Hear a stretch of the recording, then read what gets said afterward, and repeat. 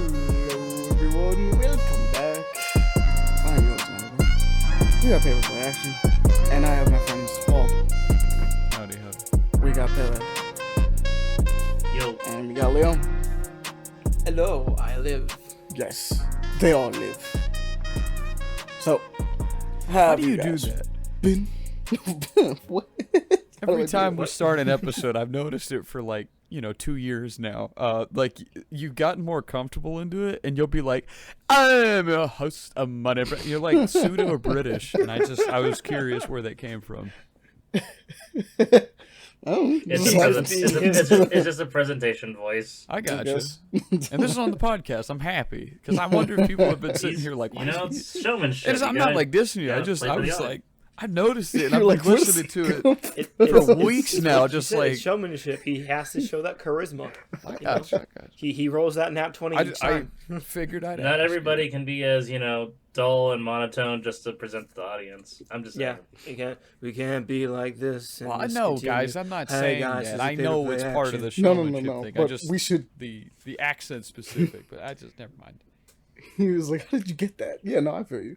We actually should do a show that just us completely monotone though. We should just see how that goes. Just do it.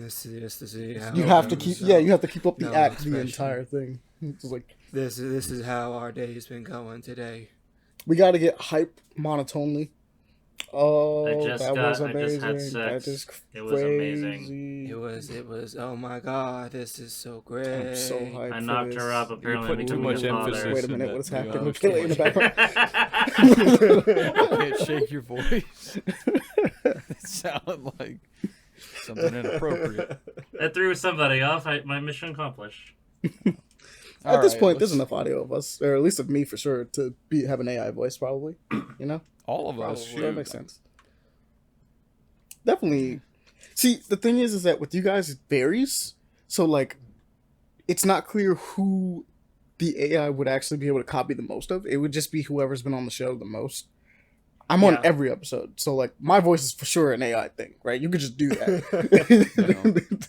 It's but, Paul, you would probably be, maybe second or third. Maybe Devon. Devon and Aaron might also have an AI, depending. I would think they would, especially probably Andre too. I would say there's enough of everybody. Before. They don't need. I mean, think about it, Money. It's 3 hour episodes. I don't think they'd be able to get me at first, but probably now because of my mic in the beginning. So yeah, it's gonna just be looking at you, being like, I don't know what to make of this guy. What am I supposed to do?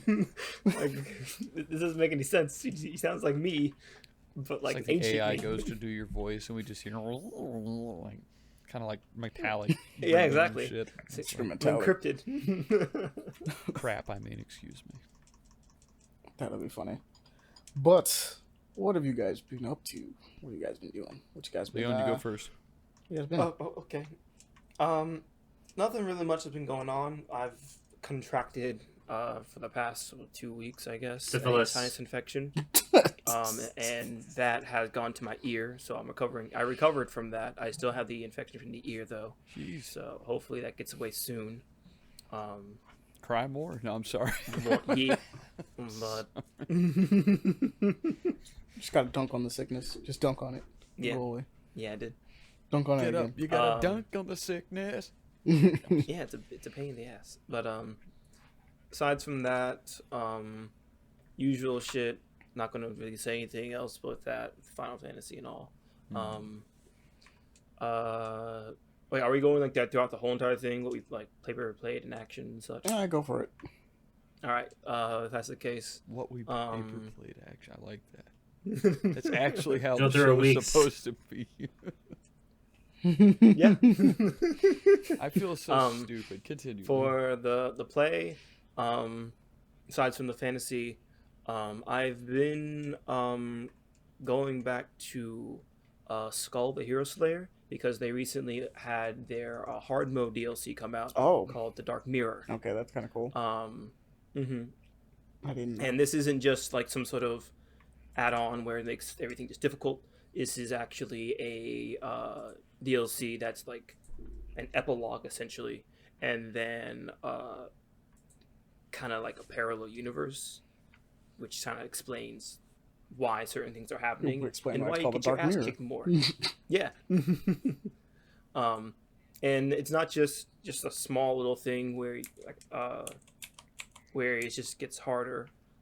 There's actually more unique things that's added on there to give you more of a beneficial time versus what the base game was. So you can have like a little item selection to choose whatever item you want to start with. Maybe a skull you want to start with. So if you want to do like a magic one, you can do that. Other items you can possibly get, random chances for legendaries. It's a good time. Though you still get your ass kicked regardless because it is hard mode. The main difficulty comes from actually the floors itself, all the enemies that are around you, because sometimes they just swarm your ass, and you get fucking wrecked. You like that? It does. I'm surprised you do also get added swarm in- though, because it's a 2D side scroller, right? Like or platformer, so to speak.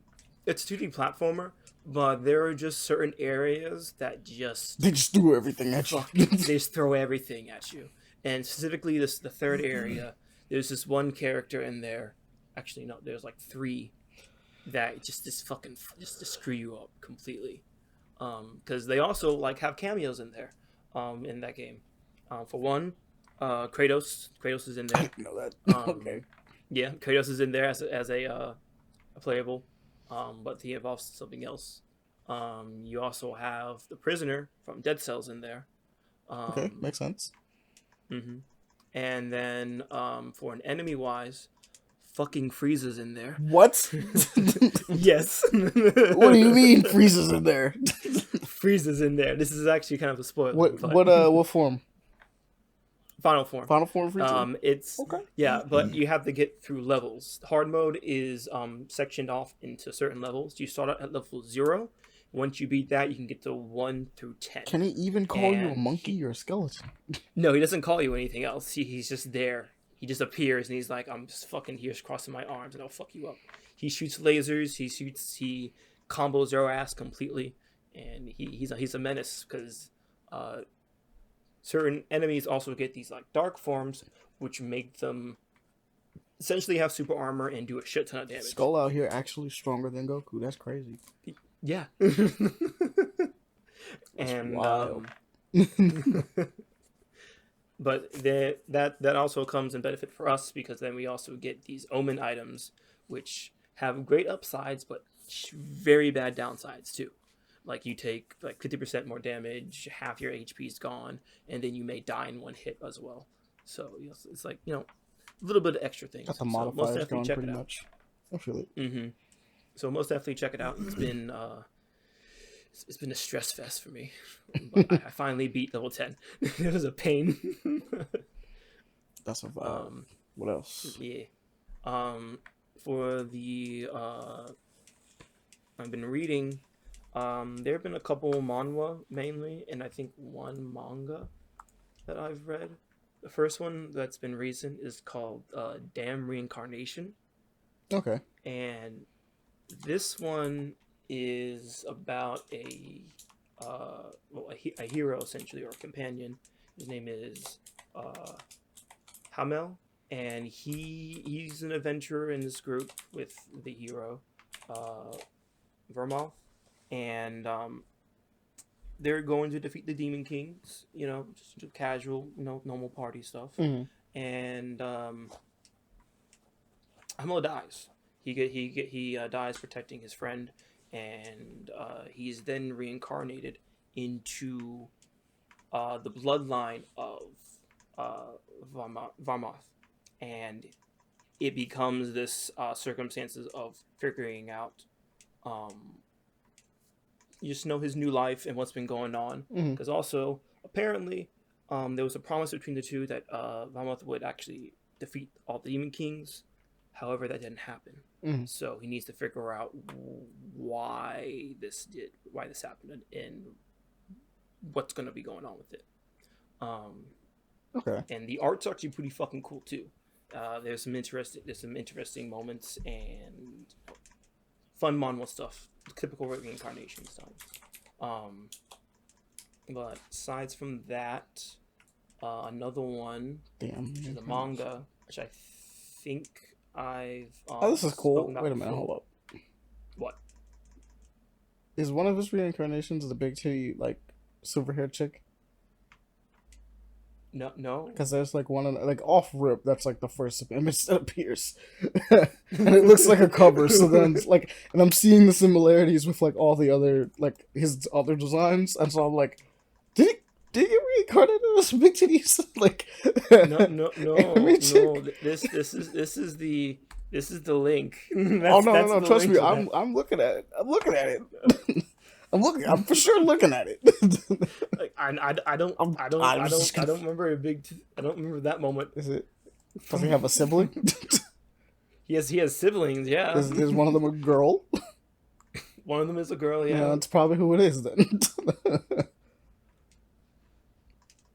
That's probably who it is. Because your main character's like a silver haired dude, right? Yeah, his main character's a silver haired dude, and then he has a party. Mhm. Who's like a typical, healer party, cleric, mage, Excuse me. and yeah, and I don't. Yeah, no. Whichever girl it is. Actually, there's two girls. Actually, now look at it. Yeah, that's part of the party from, like, I guess it was like 300 years ago when this happened. So, but no, he didn't get reincarnated after that. I was about to say, I was like, wow, what a change. No, he's a boy. He's a boy. Oh, that's interesting. But there's actually been manga like that though, because degeneracy in Japan. Well, it's Korea because it's manhwa. Well, this is manhwa, but I'm pretty sure in manhwa too, there's been something like that. I've seen and read some porn mangas before. So.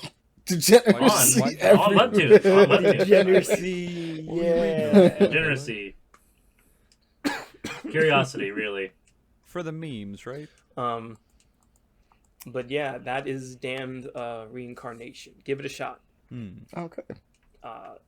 Next is going to be a manga. I think I might have spoken about it before. I'm not 100% sure. But it is called Attack on Titan Before the Fall. Huh. This one, I told Paul about it before. But this one is basically a prequel or prologue, essentially. I wonder how. Yeah, that's crazy. And it's based off of a light novel that was written, and it's been adapted into a manga, so you don't have to read it. You just enjoy the pictures and everything. And this one, the concept is about essentially Kakuro. He has been called this child of a Titan because his mom was consumed by a Titan, and then when the Titan basically threw up all the corpses and everything, she still gave birth regardless of the situation, dead. And so they that's fucked. What is this, Berserk? Because that's literally yeah. And so he's now do they really just make Attack on Titan version of Guts? Wait a minute. Wait a minute. This actually might be cool if it is. I'm not gonna front, but it's also just like, continue. But from that moment, he's been damned, and he's always been made fun of, laughed, beaten, and all that stuff. And he's wanting to basically go against what he's been told his nature is and make himself better, have a better upbringing. And he decides to join like the Scouting Legion to basically help defeat the Titans and such, and prove that he's not the child of Titan. Wait a minute. Hold up. I just remembered something. Doesn't this make like a huge plot hole in like the entire series? How so? Because like the common knowledge was that they didn't know, and I guess spoiler for Attack on Titan, but this is an old spoiler. They didn't know Titans were humans. So the idea that like someone was like birthed from a Titan, quote unquote, that's like weird, right? Like, is that would people not go like, hey, yeah, that's strange. What's up with that? I don't know. This is before the time of 3D maneuver gear and other things that variety. Yeah, I do see that they just got swords. It's kind of cool. Even though I see some Steam stuff. No, that's not true. They clearly have maneuver gear on or something. No. Yeah, no, and all the art for it and stuff like that. They have the sword, right? They have like a normal sword. I see the sword, but they're like using some form of maneuver gear. Maybe it's like a prototype version that hasn't popped up yet. It's very much a prototype version what you're seeing, there. But in the beginning, for when the chapters start, that's not what you see. Okay. Because this is like the covers for like volume 10, and this is like 1 of 3, so I don't know what's happening on this one. But like, yeah, some of these covers definitely show that it's like, yeah, no, he's definitely got like some form of maneuver gear on. But there are only 73 chapters, and it has ended. It's finished. I'll bet. So you can just like speed through it, not worry about it. It was a light novel. I'm about to dive in. It was light novel to begin with. So, yes. And yeah, check it out. The art is very great. You will enjoy it, Paul. Very much. That looks good. And see how it's actually, yeah, you know what? This I will say off rip, better art style than the original Attack on Titan manga, straight up off rip. Well, it was made after. I think it was just any improvements. Well, is it from the same illustrator or no? No, I don't think it is. I don't believe it is. Yeah, it's not. No. Okay, some of these scenes I'm looking at for some pages are like looking a little too cutesy for Attack on Titan. It is not. just straight up, it is not. This ain't Titan that I remember. I understand that some people definitely like naked men running around. Like the art style of Attack on Titan. I don't know. I just never got into it. It kind of shunned me away from the manga, honestly. The art style of Attack on Titan is kind of off. I knew it got better. It did get better, but originally when I started, I was like, I don't know, man. This is kind of bugging me. I know what it is, but like, I really enjoyed the fact that they brought it over into the anime. Like, had they not brought over the like incredibly depressing art that happens in that and didn't just, tidy up a bit, this would have sucked. Because I'll admit, characters do be looking distraught. They look distraught. Man, when he does those empty eyes, everybody's just kind of, you know what I'm talking about? Like, yeah, oh, man. Yeah. I just remember when I watched the show for that first time, and Aaron's mom gets bit right in front of him, and you see that empty-eyed stare. I was like, damn. That's rough. You feel that? Like, just damn. That's where souls. That's how it looks like when you lose your soul. That freaking gut song starts playing. Oh. And you're just like, oh fuck no. That hurts.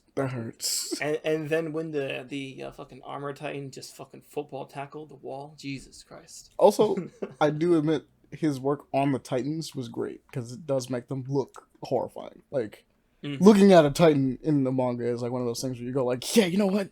I don't want to deal with that either. That is nightmare. Yeah, that's definitely nightmare fuel. I don't want to look at that. That seems problematic. It's crazy. But they did do a crazy job. Yeah, now going back, I'm like looking at some of the manga panels while we were talking.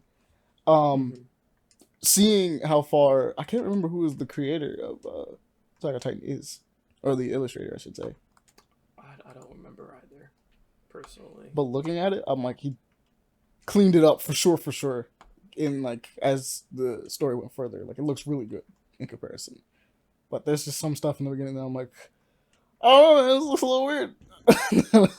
It's just throwing me off a little bit. But man, what else you got, my guy?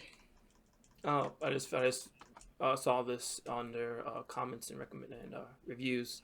Apparently, this is 7 years in the past. 70 years in the past. So 70? Are 70 years, yeah.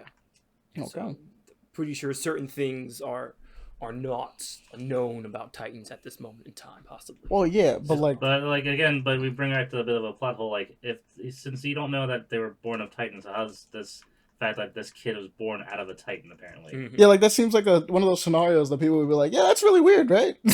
Like that would be like in a book about how one time a Titan just, barfed up a kid. That shit was crazy. He was a normal human and everything. Titans, he grew up. Yes, because all Titans don't have internal organs.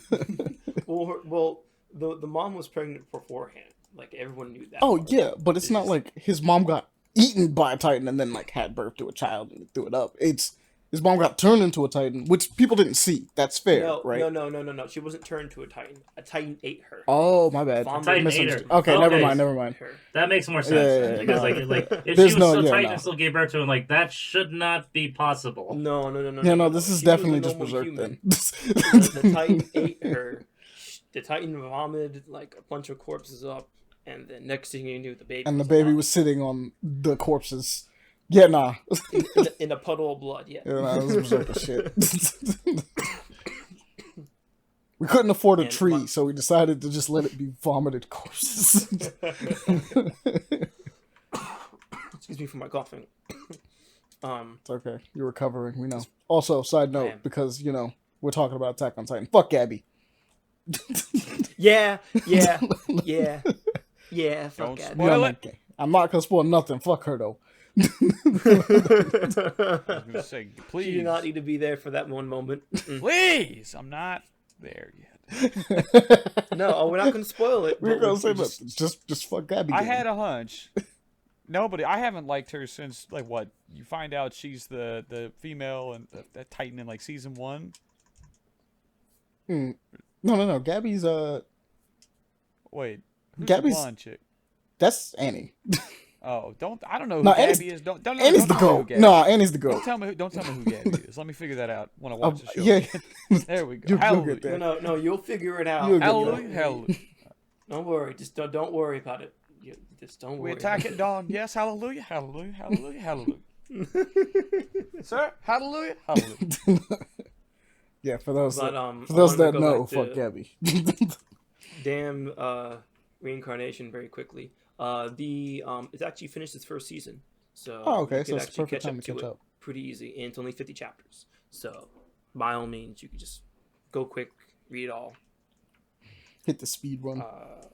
Hit the speed run. After that, this is a webtoon that recently came out called Absolute Sword Sense.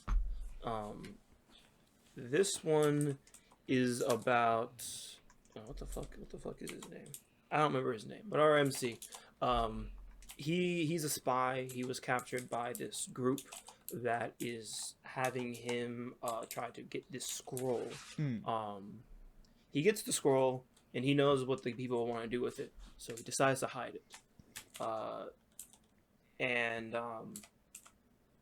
The people are wanting to. He tells them, the people, that hey, I found the scroll, but remember, I promise you'll take out this parasite that's gonna, make me be a puppet and everything. And they're like, all right, sure, we'll do it. Is his name Azora? Let's just kill it. Is his name Azora? Oh, I don't think it was Azora, no. It's something else. Well, I'm just asking because that's like the first thing that popped up. It said Absolute Sword Sense Azora. It could be the scans or something. But continue. Could be. Continue. But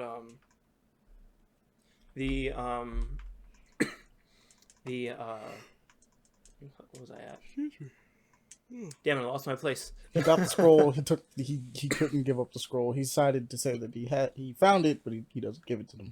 That's what he got. He couldn't give it to him. He didn't want to reveal the other location of it. So essentially, bad guys being the bad guys, they just said, all right, that's fine. I'm just gonna fucking kill you, and they do. Even though they know their location, the enemies know where he possibly hid it, and apparently our main MC swallowed the scroll, and they fucking just cleave his ass in half. And That would do it. by doing that, the scroll actually activates and sends him back in time. I think it was like 10 years. On the same day when the clan invaded him and took him in to be a slave and a spy. And so now he has the chance to kind of reconcile and make sure he doesn't get captured and take revenge on the attackers. Fair. So Fair enough. Yeah, A little strange he's taking revenge for something that hasn't happened yet. But, I feel it. but hey, he had to go through a lot of shit, He has the memory still. He He might have some beef. He's just like, you killed me. I did what? How? You're still here. Or like 10 years ago, the guy was actually still a good guy. It wasn't a bad guy yet. Exactly. Maybe, but you You could change the course of history right now. Like, nah. Revenge off rip. Nah. For the crimes he hasn't committed yet. Which is, I guess, it's kind of worth it in some instances, but also it's like, damn. To be honest, when the people are literally at your doorstep, invading your village, killing people, capturing them, at that moment, you're like, I'm probably the bad guys, right? That's probably at this time the bad guys. Let's not have that happen. And then apparently they also, that's pretty much what it is. It's very recent, as I said before. How many chapters? There are only 7 chapters out right now. Wow, so that is very recent. Immediately, yeah, very recent. So give that one a shot. I see a little spirit girl. That seems to be a thing. Reminds me of Puck. It's like a little Puck spirit girl. It just popped out of nowhere in the first chapter. Apparently, it's something to do with his mom or something. Variety was, I don't know, made a deal, something like that. I figured it was a scroll. I have no clue. We got to read more to figure that one out. Then we have a little Puck. Yeah. Or a Navi. I swear, if she says, hey, listen. Every sentence. Hey, listen. Hey, listen. Hey, listen. Hey, listen. Yeah. You're gonna fucking kill yourself. Just like, shut up, Navi. I hear you. I'll never not hear you. You're right here.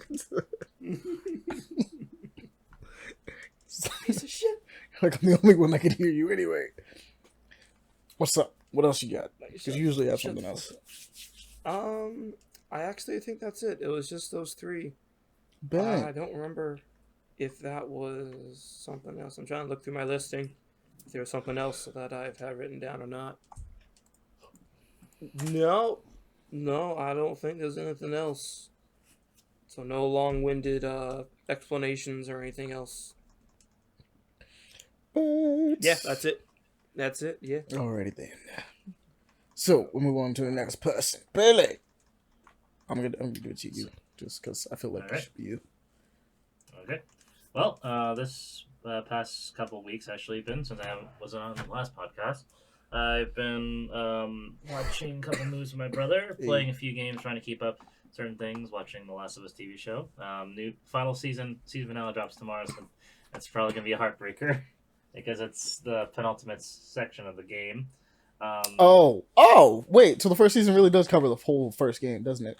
Full first game. Okay, yeah. so then I know. Second game might be taking off multiple seasons depending on how long-winded they make that one to be. The game is also very long, so I can easily see them do 2 multiple seasons of it because 15, 20 hour plus campaign for the second game.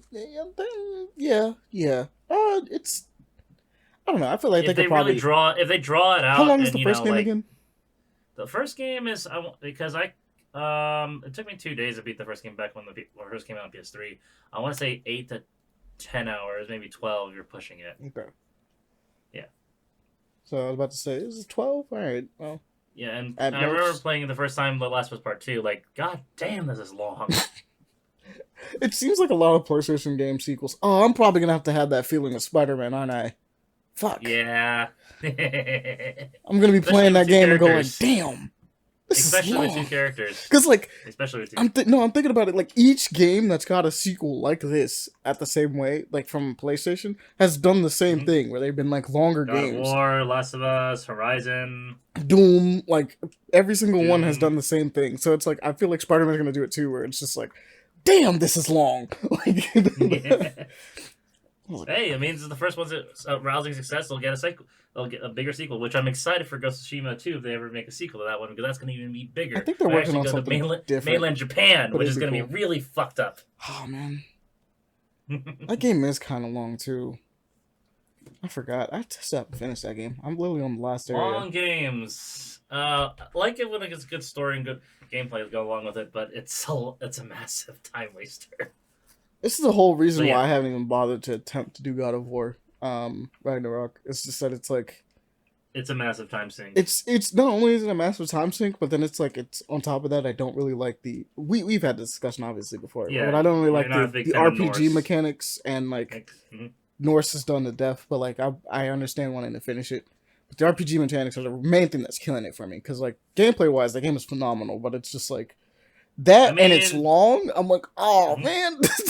I mean, you're getting excited for 16, and you know by definition as a JRPG that's going to be massively long. Oh yeah, but like it's Devil May Cry combat. That's just gonna be what holds me over the whole time. But like we said, I think we said last time, I was worried about its length. You know what I mean? It was like where it's like I'm gonna be worried if it's gonna be the same size as most or like JRPGs. But like it could work because obviously like Nier does it, right? So. That works. Nier's also long.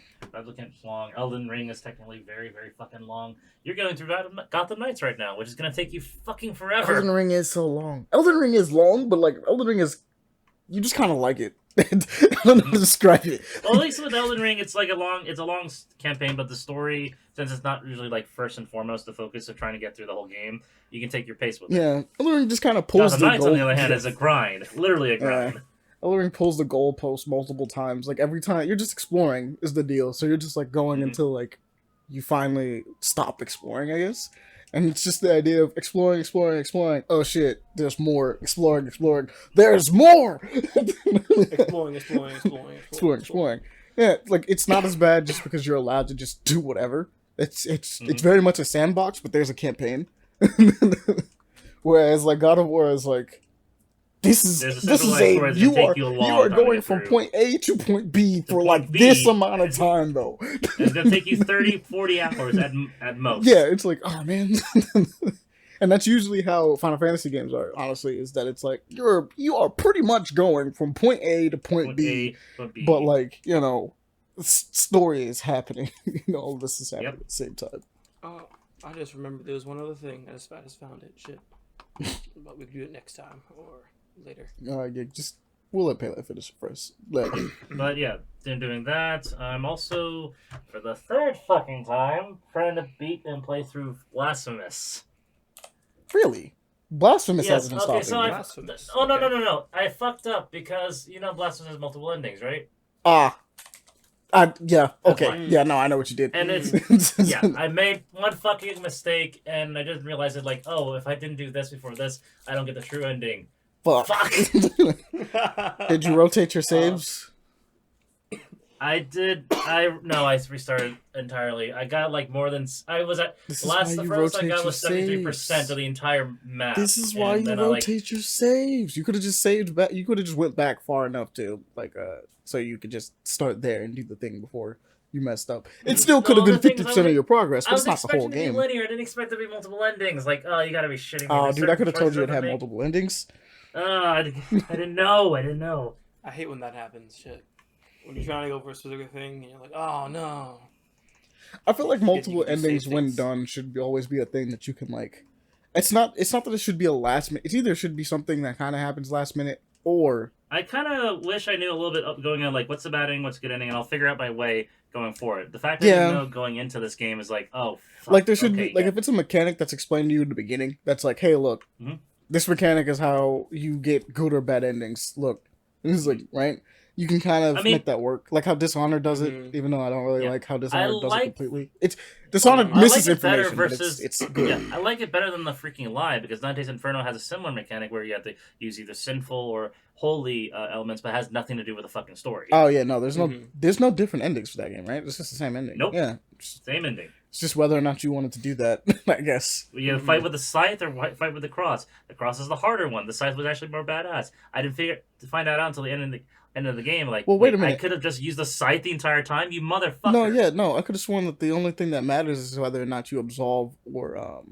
Nope, not even that. Just I mean, all it does is give you souls no matter what. That's true. It doesn't matter regardless. But I thought like out of all of the things, okay, best way I can describe it is. The cross had always come off as the gun in the game, if that makes any sense. Yeah, it's the only ranged weapon. Yeah, and then it's your melee weapon. Like, the scythe is your melee weapon. Yeah. But they have a specific thing when you attack enemies where you can absolve or punish them. And I figured, obviously, we know, in hindsight, that doesn't change the ending. But, like, that would have been the mechanic for me when I played it. That's the mechanic specifically that I thought was the deciding factor. Whether you decided to absolve or punish everyone you came across, you could still use the scythe because that's your main hitting weapon. Wait a minute, are you telling me you really just beat the game with the cross the whole time? You just kept throwing projectiles? I did that. That was my first playthrough because I heard about the good ending. I was like, oh, it's good ending. Holy, here's the cross. I beat the whole game with nothing but the cross. That was on you. That's unfortunate. I didn't know. I was freaking 13. No, but that one's on you, man. I feel you. You did it. You definitely... I mean, the game wasn't even hard either because I beat it in an afternoon. I mean, you definitely did that. I'll give you it. You definitely did it. But you did not have to do it like that. That one's funny though. That's hilarious. I was treating it like Infamous because Infamous, if you kill certain civilians or you use that's exactly what I mean. Like Infamous specifically is like if you're doing certain things, like if you're just murdering civilians, right? It's problematic. Mm-hmm. But you could incapacitate enemies or not, but like you could still get good karma even if you killed people. You know what I mean? Like you just couldn't kill innocent people. Or when you went to like do finishers and stuff, you had the option between the two. You didn't just execute people on the spot. Like as long as you wasn't low-key committing war crimes, you were pretty much on the good path. Indiscriminately, just going at it. Well, the war crimes would be like incapacitate the enemies and then just kill them as they're incapacitated. Yeah, no, that actually gives you a lot of negative karma in that game. If you do that specifically, they're like, yeah, it's fucked up. If you, hey, yeah, you can get away, you can survive. No. Specifically, if you incapacitate someone and then murder them, it's like, oh, we did not like this. In that game, they're like, wow, that was evil as shit. Like, in fact, the way they do it specifically is that, like, if you do that, it's enough karma, if I'm not mistaken, to counteract the fact that you captured them. And to put you more into the red. Oh wow! Yeah, it's real easy because you're capturing them and then executing them. That's actually like way more messed up. Yeah, it's easier to get negative karma in the Infamous games than it was to get good karma. That's the strategy. Good karma is heal every civilian that gets hit in the crossfire. Yeah, that's the strategy when you play the games. If you're doing normal, like if you're doing your first, this is why everyone has the good playthrough run. Like it's considered canon because it's the most played. Yeah, but this is part of the reason why. Well, like obviously people tend to lean towards not being a villain more often when they're playing these kinds of games anyway. But like plus like Infamous is kind of touted as a superhero game, even though you can be a superhero, like a supervillain. It's kind of like I'm playing a superhero game, right? But when it comes to Infamous, it's like you actually lost my train of thought.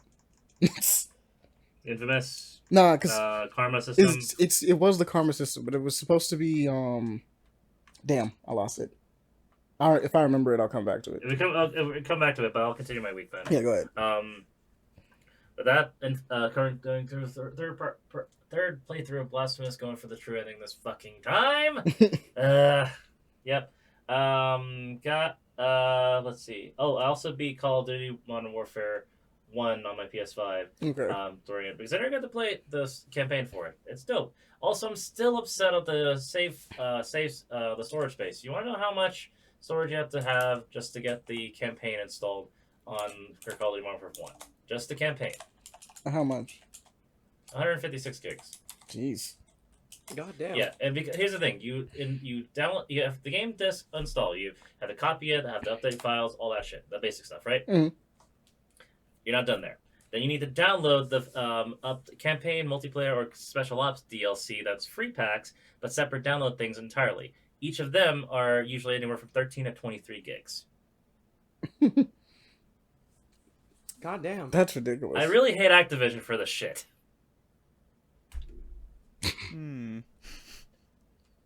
I really speak saying you're only playing our game. They really do. It's absolutely fucking insane. And the fact of the matter is, you still have to download stuff after installing the base disc. Pisses me off. Like, But but I like the campaign so far. It was really fun. Great war aspects. The first one, like the original Modern Warfare, a little bit, like kind of like what warfare makes people go through, especially with hard decisions. One decision like getting information off a criminal warlord have to threaten his family. That was an uncomfortable situation. I remembered it. Yeah, came back. That was uncomfortable. Yeah, but that was uncomfortable experiencing it. But it was it's actually really cool writing in that regard. The weird part, the big annoyance and weird part about this game, the gameplay runs fine on PS5. It runs smoothly, everything like that. The cutscenes, unfortunately, stutter. I don't know why. Because it's a weird game. Why do the fucking cutscenes stutter? That makes even less sense. It doesn't make any sense. It takes so much space that I can't process the cutscenes. Literally it's the fucking cutscenes! There's no processing power, it's playing a video. Yeah. It's just playing a video. It takes up everything and doesn't have enough space for anything. No, it stutters and there's green marks that appear on the textures in the cutscene. That's what you sacrifice for playing it. What? No. What the fuck? Like, who does... structurally, it's really incomplete. But I don't understand, like, all these basic mistakes. Like, how is this a problem? It should be the least of your problems. I guess because it was the least, they ignored it. But Pele, I remembered. Yeah. What I was trying to say was that the karma system, the way it works in the game, and the fact that like we have the good ending is canon, is because everyone like pretty much plays the good one first. Because most people just don't really want to be a dick to people off rip. That's just how that is. And B, the strat for beating hard mode in general is to save your evil playthrough for last. Because when you're doing hard mode and you're trying to be a good person, it's not impossible, but it's way harder to be good while dealing with the problems that they throw at you versus I'm just going to shoot indiscriminately at whatever's coming my way and I don't have to care, right? Like that extra idea of having to be like, oh, don't hit the innocent people. Man, fuck that. This is a giant monster coming at me. Just go and miss. I'm throwing an entire car. I don't care. But yeah, that's what it was. I remember what the point was. The strat is to do evil second. Most of the time, people don't realize that if you're gonna do a hard playthrough, you save the evil for the second one. Fun fact: if you didn't know that about Infamous, if you just didn't, it's way easier to just be evil when you're playing that game on hard. Oh yeah, because you get evil points easier that way. Oh yeah, because you just be a dick. It's supposed to be hard mode, yeah. And it's hard mode, so it's like you don't have to care because it's like. Fine, same goes, I guess, for Fable, because Fable was, I want to say that was my first game to use the morality system. That's fair. I never played Fable growing up. I wanted to, but I never could. I didn't have the, I guess, actually, that's not true. I had original Xbox. I just never owned Fable. Because original Xbox had Fable 1 and 2, right? Mm-hmm. Yeah. And then 360 had 3. No, Xbox 1 had Fable, Xbox 360 had Fable 2, Xbox 360 also had Fable 3. That ran like jank. And we're not going to talk about the Fable Connect game. All right, that was a thing, wasn't it? Yeah. Let's not talk about that.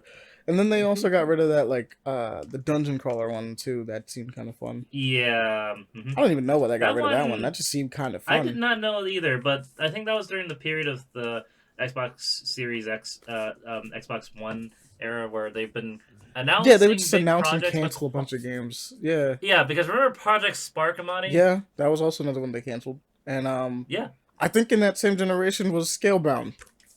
I'm pretty sure. Yeah. So it's just Xbox One would just Microsoft be like, hey, yo, we got games coming out for our console that like no one really is buying, but like we got them coming out so that we could get people to buy them. And then like as it just went on, it's like none of these games are coming out, and it's like, oh, all right, I guess. And people wonder why there's not a whole lot of like first-party Xbox games because, well, they haven't really narrowed it down or kept canceling the inbound projects. The ones that were totally there, they just didn't. Like they could make another Fable game. Nothing's stopping them. They own the IP. Well, I'm pretty sure they own the IP. They own the IP. Yeah. It's just that they haven't tried in years. Halo's the only thing that they make now, and then even then, they're not really doing a very good job. There's also recently. Gears of War. That's true. Yeah. Gears of War has been continuing, so it's been those two. But then it's just kind of like wasn't there supposed to be? Weren't they making like there was like they were bringing back a card game kind of thing, like it was like a card RPG. I can't remember what it's called, and it never came back. I don't think. I think they re-released the old one, but there was supposed to be a new one that never came out. Don't remember that one exactly. I was gonna say the only other franchise I know Xbox has under their belts fully is Forza. That's how Killer Instinct. Yeah. They're not gonna touch that ever again. Why would they not? It was so successful. It doesn't make any sense. No, I'm not saying like it was successful. There's money for it to it. Yes, I agree with that. But the fact that they haven't touched it since it's released, ever since, they're not gonna bother with that anymore. Well, no, they went through a full roster update, gave it a new studio, everything. So like it's that original Killer Instinct is done, right? Like that one's done. Yeah, but it's just the fact that they're not gonna make a sequel is just kind of like, why are you just leaving money on the table? You have all these franchises that you're just not doing anything with, and then you're wondering why you're losing this console war, like in this instance. And it's like you have Game Pass, which is doing you really good, but then like, what about everything else? Because you're supposed to kind of use, like, the idea would be to use your exclusive games that's going to be on PC and not PlayStation to make people want to come over to play it. The Xbox has a ton of games that are really good. They just don't want to use them. I don't really get it. PlayStation is not shy about doing it either. Street Fighter 6 is going to be on PlayStation. I think is it coming to Xbox? It is coming to Xbox. It has an exclusivity deal, doesn't it, though, for a while? No, it's not. Actually, because it's coming to PlayStation, Xbox, and PC. So there's no exclusivity deal. Unless there's like some weird, like, specific. No, that's what I'm saying. I think that there's like a time thing that's happening with the 6. Or at the very least, it's being pushed heavily on 5. I mean, yeah, on the PlayStation 5. They're like talking about it like being like it's at tournaments and stuff like that for Evo. It's going to be running on the PlayStation 5, right? Mm-hmm. Yeah. So well, it's like that part is because Sony owns Evo. Remember that. Oh, Sony does own Evo. Well, it's only Street Fighter 6 though. Everything else is running on PC builds. It's specifically Street Fighter 5 is running on. That's probably the exclusive 6, thing, my bad, not but 5. I don't know what the relationship between Microsoft and Capcom's relationship is pretty good. So that's because a lot of Capcom games are on Street Fighter 5 exists mainly because of Sony, right? Like they did that. Yeah. But like Street Fighter 6 kind of exists on its own. Like I don't think it was funded directly by Sony, if I'm not mistaken. So it's like it wasn't, as far as I understand. So it's just one of those things where it's like, But continue, Pele. Continue. All right. Yep. Besides that, let's see. What else have I been doing? See, in terms of games. Oh yeah, been playing more of Atomic Heart. How's that going? That. Yep. Still wacky. Still a little janky in some locations. Are you still wishing there was a sprint button? What, Paul? Are you still wishing that there was a sprint button? Am I still? Yes, I'm actually still wishing there's still a sprint button. I got to the car driving mechanic. Oh, how's it's that? Not as intuitive. Damn. I will say this: the boss fights so far have been fun. It's been crazy because my first boss fight was literally the drone from freaking The Incredibles.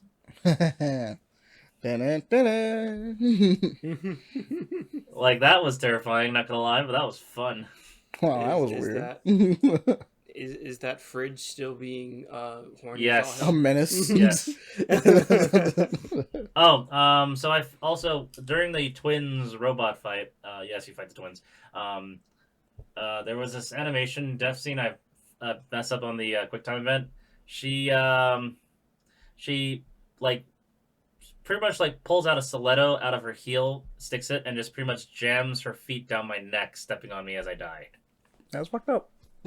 That is fucked up. Some people would like that though, but people, that also seems. Yes, people like that. I just would not want I was to be thinking the stabbed entire in my time I was like, I'm getting stabbed in my jugular from this, but like I can definitely see people actually liking this part. I'm like, yes, step on me more, robot mommy. Step on me more. Yes. Why is that masochism thing of getting stepped on a fetish? Well, because that's what masochism is. Yeah, it is. I know, but getting stepped on though, like specifically. It's a simple thing to do. You just step on them. I mean, yeah, it's definitely a form of domination.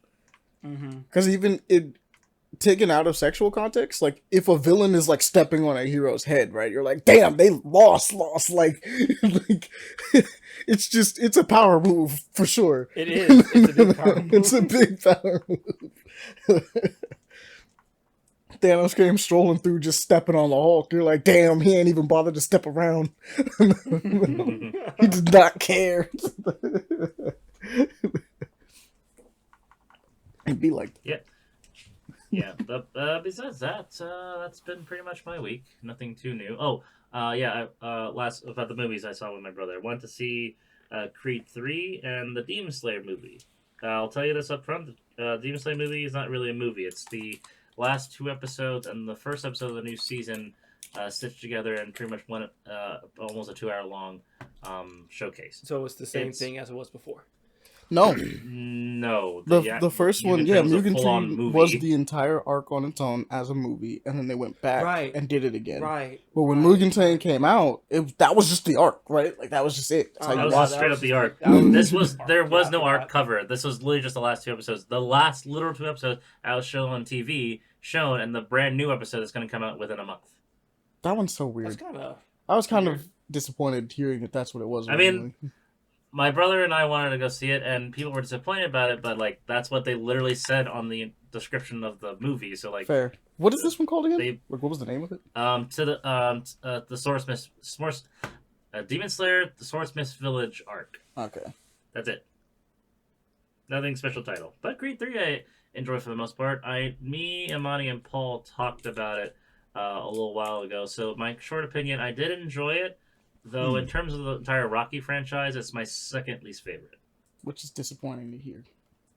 Yeah. No, it's nothing bad against it, but in compared to the rest of the Rocky films, I'm still partial to the original series. I did like Creed 1 quite a lot. 2, I still enjoyed not as much as Creed 1. And this one was fine. I still enjoyed it, but in terms of like the entire franchise, it's only slightly better than Rocky 5, which is not saying much. Mm-hmm. I was looking forward to rival fights. You'll like it, I'm sure, Monty. It's just I'm doing a context of like a 50-year-old franchise. That's fair. You gotta live up to, well, all of that. Mm-hmm. Yep, that's been my week. All right. Paul. Let's get going. All right. What you got, bro? So, I wanted to start. I have it written down, actually. I was thinking about it. I wanted to start by ranting briefly. 2 things. First off is I keep seeing these workout videos, or like diet videos, right? Where these guys are like, oh man, yeah, check out this protein ice cream. Bet you can't eat the whole thing. Ha ha ha, 200 calories. And it's like the whole like ninja blender, right, filled with this stuff. And what it is, and I've made it, is it's milk, it's protein powder, and it's a lot of ice, and then you put on the blender for like 5 minutes. And you know what happens? It fills up with so many little air bubbles that, yes, it puffs up into an ice cream type thing. But do you know what happened? Because keep in mind, I used to eat 3,000 calories a day. I ate one of these. Do you know what happens when you force yourself to eat that? You fart and burp a lot, yeah. So all these dudes that are like, I bet you can. This is your ice cream. It's like, look, I get what you're trying to say, but also, like, shut up. You know what I mean?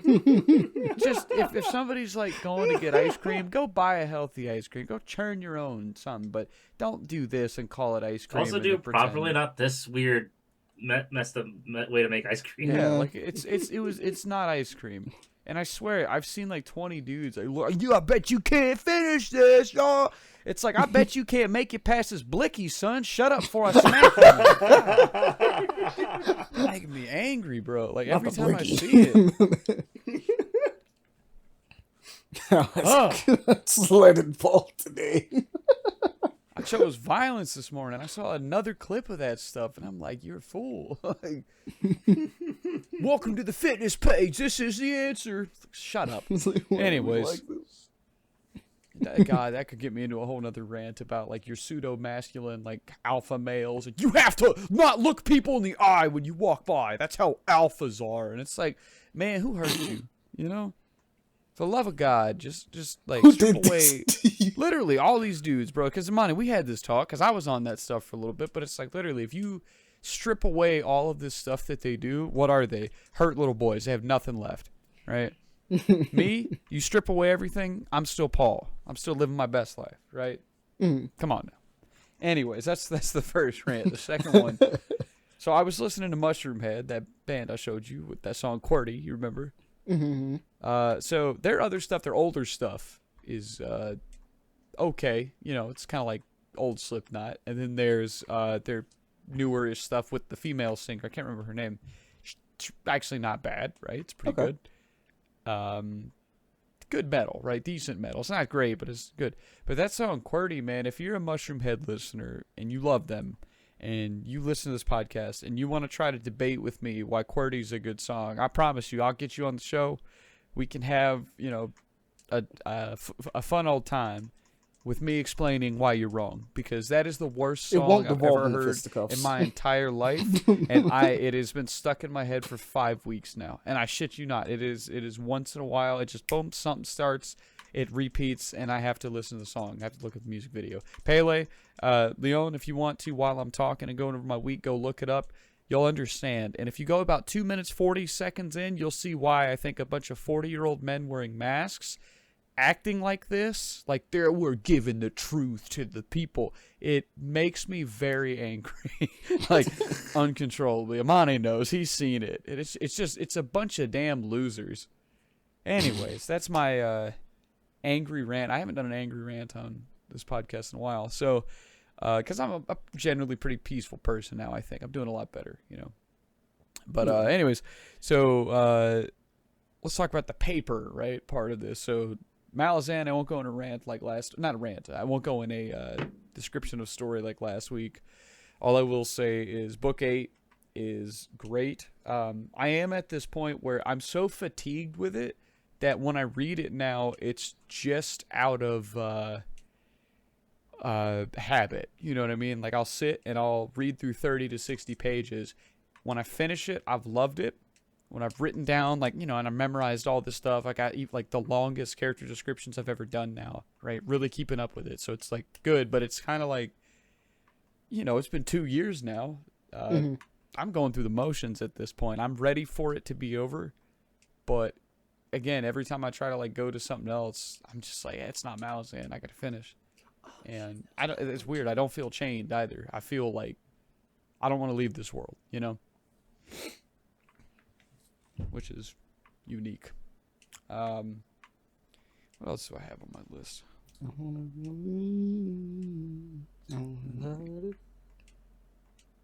What? Oh, I just started singing. I can't remember the name of the song.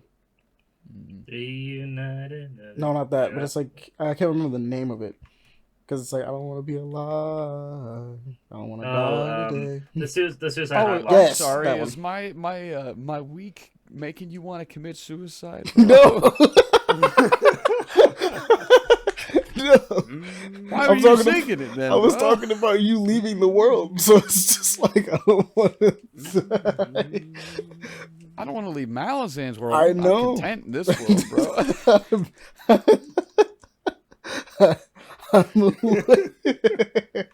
I get it now. I know why you say it. Just like in hindsight, I know like you see it from my perspective, right? It seemed like I was boring you. I was like, well, it's all right. No more Malazan on the podcast. Nah. I like hearing about Malazan. I like hearing about it. Oh, you don't. Know more. No, I do actually. I genuinely do. I plan on reading the series at some point. Good luck. Like I said, bro, yeah, for real. let me make this clear for you guys here and for the 1,000th time and for the listeners. Like when you read it, like Amani's read through like how many novels of Brandon Sanderson now? Like 8? Yeah, 7 or 8. I just read through like another one not too long ago. Actually, I forgot that I didn't put that on the list. I did read through that too. Let me put that on. Well, the funny part about it is, and this isn't me like on some bragging right thing. It's like he and I have read probably the same amount of pages, right? But Sanderson's writing style is like quick, it's punchy, it gets you through.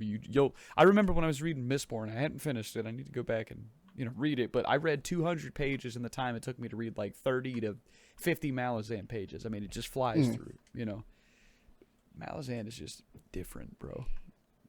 It's just different. You want to read everything, you get it's God. Anyway, I'm not going to harp on that, but so on to the play part. Yakuza 0. Great, it's Yakuza. I'm definitely a fan. Pele, thank you again. Did you meet that one guy that doesn't fucking sit down when you keep knocking his ass out? I don't think he has. No. That's gonna be fun. Wait, is it one of the? Is it like a really tall giant dude?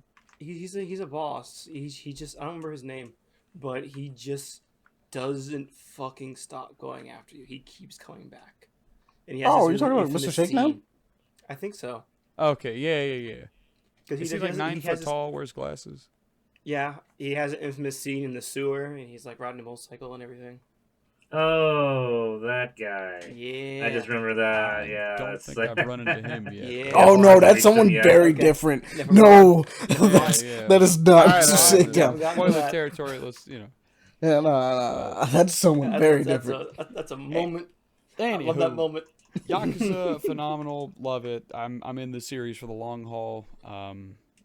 Yeah, I don't really want to play anything else. You know what I mean? Played a little bit of Shogun Total War 2, Total War Shogun 2, and I did what I have done for 10 years now, which is you start up the game, you try everybody else, and you end up restarting the campaign 20 times, so you go back to Oda, and then you do your spear wall tactic, and you're like, I did this a year ago, it's the same playthrough, and then you are still hooked. I don't know what it is, man. I'm a master of like Oda Nobunaga. I'll put it on like medium difficulty. I'm not a sadist, right? Sometimes I go hard, but I'm a master of like getting the enemy to attack where I want them to. I bait them, and then I pincer. I always like do a pincer. I call it the triangle or the W, right? What my favorite is, we'll call it the triangle, right? Do a wall of yada yashigaru, either hide dudes off on the side, or have them off to the side anyways. Enemy's gonna attack the middle. Put your general there, kind of bait them. Boom, bada bing, boom, pow. Enemy comes in. Hallelujah. They're going for the middle. You know what I mean? Hallelujah. By the way, I was doing that earlier. I was like pretending to be at war, and I was like, "We attack at dawn. Yes, yes. Hallelujah, hallelujah." But anyways, yeah, no, like as they come into the middle, it's very simple. You wait until all seems like they're gonna win and they're gonna push through, and then you close up behind them in a triangle shape and start pushing those spear walls in, and they rout pretty quick, Anyway, that's that. I feel it. It's kind of a boring week, but compared to last week where I was crying wasn't it? Yeah, it was last week, wasn't it? Yeah. I was crying, talking about Beak. Wow. It fell apart. I really did, bro. Yeah, guys, last week, you missed it. I was telling like all this stuff from like book 7, and just like I fell apart, man. I actually cried. It came out of nowhere, all the emotion of Malazan. But anyways, on to watching stuff. JoJo Part 3. I finished Part 2. I'm on to Part 3. I can't stop watching it. It's really good. It's fucking JoJo. It's actually what it's supposed to be now. It's better than Battle Tendency. Battle Tendency was okay, but it wasn't as good as now. But and then My Hero. I finally cleared the tournament that the school has. In the mangas, I got a good ways past that, and then I quit reading. But I'm in it for the long haul now. I love the animation, love the characters, and I'm like, I bought all 3 movies, so I'm in. Oh, you did? Oh wow! I didn't know that. Yeah, no, they were all on sale on Vudu, and so I haven't watched any of them yet. I actually started 2 Heroes because I looked up a guide on like when to watch the movies. Yeah, because they're all canon. Yeah, and it was like, okay, watch it here, and I was like, okay. So, but yeah, no, I'm in the long haul. They were all on sale on Vudu, so I just bought them all up, and that's pretty much it. I mean, I had a pretty boring week. I guess one more thing is just photography. I'm back at it. Took a nice break because I had to finish up the wedding, and I was really burned out, and then kind of finished it up and realized, oh my God, yeah, no, I can do this. I'm a lot better than I give myself credit for, and here we are. Hey. That's it. Hallelujah. All right. So it is my turn. So first things first, I'm gonna just go ahead and say watch Creed, the first one. That was good. Pretty much gonna burn through the next movies until it's time to go watch the third one. So watch the first one. Fire. If you haven't watched it, go watch it. In fact, just do that. I gotta go finish like the second one and see. I also need to watch. There's another one that he did. Is it Fruitvale Station? I'm trying to remember. Yeah, Fruitvale Station. Yeah, Ryan Ryan Coogler. Coogler's. Yeah, Ryan Coogler. I want to see which one's his best so far. Did he do The Last Black Man in San Francisco? I don't know. No, I don't think that was him. But right now, Creed is up there. I'm liking it. I don't know if I like it better than the Black Panther movies, but that's just because I really like Black Panther, and so I like that. And I haven't actually just taken the time to just like process my thoughts on whether or not I like it more or not. Does that make any sense? Like I just kind of I'm like, it's up there. I like it. It's a fire movie. In terms of feature films, he's only done 4: Fruitvale Station, Creed 1, Black Panther 1 and 2. That's it. Yeah. Well, so there you go. We'll see. I gotta watch Fruitvale Station then. Also, I mean, I would like to just watch Creed 2 just because I don't. He helped write that one, correct? It's just someone else. Write it. He didn't direct it. Yeah, someone else. Yeah. What was the guy's name? I had it off the top of my head. Give me a second. Creed 2 was directed by Stephen Chappell Jr., the guy who's currently doing the Rise of the Beast movies. Oh. Yeah. Maybe that might be in good hands. Genuinely. Maybe. I'm gonna say that maybe it might be in good hands. Because I haven't watched the Bumblebee movie, but that was good, right? Like, if I'm not mistaken. Yep, also not his work. I mean, yeah, but it's not Michael Bay. This is what I mean. So, Yeah. Bumblebee it was cheesy, but it was a nice change of pace from the Michael Bay-isms that Transformers unfortunately has been known for after the third film. Also, Watts Quantumania finally caught up on that. Yay! What's your opinion on it? Since we all saw it here. Okay, so I guess we can go into a spoiler talk about this movie, right? So if you don't want to hear spoilers about Quantumania, skip ahead till we are no longer talking about it because I'm not near my phone to do a thing. But spoiler talk in 3, 2, 1. All right.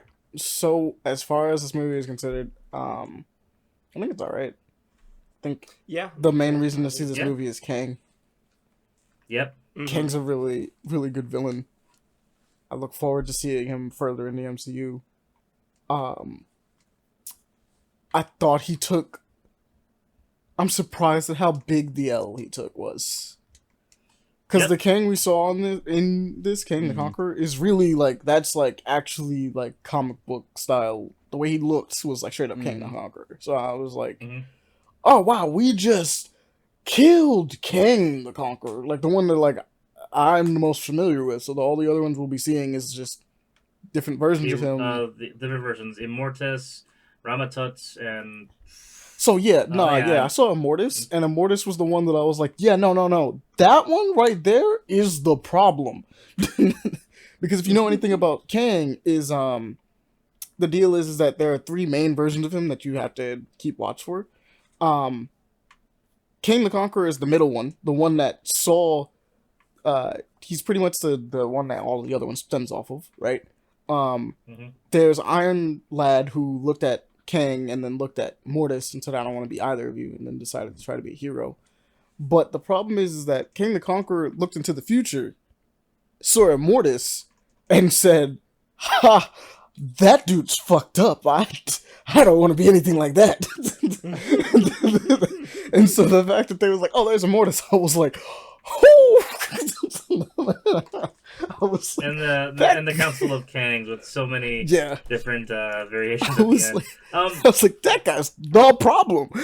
That guy is the problem. As threatening as the idea of having that many Kangs all running around the multiverse and fucking shit up, it does make it as a concept for filmmaking because it makes it fun for Jonathan Majors. Having a character you can make so many different variations of. By one actor, he can just do whatever the fuck he wants. That scene was amazing to me because just from an acting standpoint, watching him just switch between all the different mannerisms of the different Kangs off rip, I was like, he went nuts for this part, right? Because it's just the idea of just playing all these different versions of him that it doesn't last that long, right? Yeah, but you're seeing them and they're very different. Yeah, He Who Remains and the Loki to this one to all the other ones we just saw, all of them are different. Like that's the range impressive. on it is impressive. Yeah, that's what I'm like. Yeah. Good choice. I'm a little weirded out by the fact that like, all right, so like Ant-Man beat the first Kang, right? Which is probably the most iconic one, which makes me kind of weirded out on why the first one was beaten. I mean, they said he was dead. They actually just straight up said he was dead. He was dead. So that threw me off. I was like, huh. Okay. Well, Amani, do you know what the original stake was going to be for this one? Is actually like how it's supposed to originally end? I figured it was supposed to be Ant-Man and him trapped in the quantum realm. Yeah, Ant-Man and Wasp specifically, like Kang, because he came back. Going to either die or just like get trapped along with him, but Scott and Hope both get trapped in the quantum realm. I thought that would be a cool startup. I think that would have been amazing. I don't know why they chickened out on doing that. I don't know either because like when I see like that, I guess because it's a plot hole. It would be a plot hole because like she mentions the fact that she has the satellite in the beginning of the film. Yes, but and it becomes way easier. She didn't know how to open a portal. No, she technically did, right? Like that was the thing, but they didn't want to open a portal. Is because like that's the thing. So they have a full discussion in the beginning of the movie about how they could, but they decided not to open a portal. They're just sending a signal down, right? Instead, because it's the easier thing to do, and they know that they don't want to go into the quantum realm because it's problematic, quote unquote. But she even mentioned had I had this thing before, like had I had this like signal. Thing, it'd be way easier to like I could have found you originally way back when and like change things, right? Fine, right? So the fact that they were able to just immediately get a portal is like, okay, it works. But I'm not gonna lie, the movie felt and feels like it should have had Ant-Man down there in the quantum realm still. Yeah. It just it was thematically appropriate for what was happening. He would have sacrificed himself to save her, and in this instance, he's trapped. But like he did this himself, as opposed to getting trapped down there like coincidentally. And he doesn't have to stay down there nearly as long because once again we mentioned that Cassie can find him, right? He was like, but like it could just be a while, you know what I mean? Where it's just like. Or she can contact or send something down like a contact, and he's just like, "Don't get me. If you come and get me, he'll be able to get out. We're trying to keep him down here, right?" And then obviously, as stuff pops off throughout the MCU, you know, she could go like, "I'm bringing you back because apparently, you know, he's fine, right? Like he's been doing stuff." He's like, but like, I'm kind of sad by how easily they got rid of him. That makes any sense. It was no because like he could have like still be alive and still be a part of like the Kang against the entire Council of Kangs and all that such, but no, he's just straight up dead. And I feel like that would have pushed for like a more interesting character because then you really don't know whether or not you could trust him because it's like you're watching this instance of like, okay, especially since who's better. Especially this version of Kang is like how it's portrayed. Like it's the idea of like he's a character who believes he has to be the one to do this because otherwise the whole universe will fall apart. He doesn't feel like he has a choice. He believes he's morally right regardless of the situation, essentially. Or how many lives and like that's the thing. So Janet does her thing and she's like, "You can't do this." She was like, "You just like the amount of lives that'll be lost in the process. It's crazy. It's astronomical." But he's like, "Hey, look, something bigger is coming, and it's problematic." And I will say this. The most interesting thing they did in this film, straight up, is the fact that they had the inner monologue of Scott Lang at the end, genuinely trying to figure out if he did the right thing or not. Like, I actually really like that. I'll say that. Like, that actually spoke to me a lot, of him just kind of being at the end of the film, just going like, I don't know if I made the right decision on this one, because he did say something bigger was coming, and I might have fucked us over. And then you kind of see the result of that, and it's like, you may have fucked us over, maybe. Maybe. There's a chance. There's a chance. There's a genuine chance. Oh, did you see the final end credit scene, by the way? Yeah, no, I saw both of them. Okay. So, like, the idea of it going into Loki, I don't know how to describe this. I didn't come off of Loki being the big fan of that show, honestly. Me neither. They had two really good scenes. They had the scene that set up Kang, which was amazing. Like the Who Remains, right? And then they had obviously the beginning first episode. I liked how they did Enchantress, though it's not my favorite interpretation of that character. That makes any sense? I think it's a fun way of doing Enchantress. I don't really The fact that she's I don't just really offshoot agree with of it because it's another version of Loki. Yeah, it's an like, offshoot okay. of Loki, but it's Enchantress. So I'm like, this. You didn't have to do that. Yeah. Like that's. You could have just made her You a could have still been character. her own character. Yeah. In fact, you know what would have been amazing? If she was the main villain for Thor Love and Thunder. Because that would have made more sense. Yeah. I think that should have been the original plan, but that wasn't the case. Like, you could have, because it fits the title better, Thor Love and Thunder versus Gore the God Butcher. I love Gore God Butcher, but it was definitely Gore deserved his own movie. Mismatch. Like, we've talked about Gore deserved his own movie. And both those storylines deserved their own film, right? Mm-hmm. And so if you needed to have a villain, Enchantress actually would have been the perfect one for the Thor Love and Thunder kind of like Max of Mighty Thor and having Odin's son and all of that happening. That would have been fun, right? And then you have, and considering it was supposed to be more of a love movie, like, right? It would have been perfect, actually. Like, more of a rom-com. Especially since, like, the main villain who's trying to seduce Thor, and you have, like, the old flame versus the new flame. Exactly. Whereas, like, Gore is a character that is, like, he's first off, he's right. He's right. He's just right. They never proved him wrong in that film once. There's the only person, literally the only exception to his rule is Thor, and that's the only exception. Like, Jane Foster doesn't count because she's, she's mortal. She just has god powers. Like, she's technically more on his. Technically, she's more of a reason why he's right than anything else. But it's like, I guess coming back down to Ant-Man, it was fun, right? I enjoyed myself a bit, but I couldn't help the fact that, like, there was a point, because this is how I know how I feel about a movie sometimes. If I have a certain thought in the middle of the film, that thought tends to be the thought that I have about it. And the thought that I had was partway through the last act, pretty much, of the movie. I was like, it's crazy how this movie is only worth it to see Kang. Like, and it's not a dunk on anybody else's performance. It's not even a dunk on the story, right? It's just Jonathan Majors stole the show. Yeah, that's how it is. The one time I enjoyed seeing, the one time we get to actually see Ant-Man be serious, right? Like, it was kind of fun seeing Scott go, like, genuinely him showing up in big form. I was getting kind of hyped because he was like, "We had a deal." What did we say? Why word is bond? I was like, okay, Ant-Man, I'm feeling you. I see you. I see you, Ant-Man. Have your moment. What you doing here? Pop off.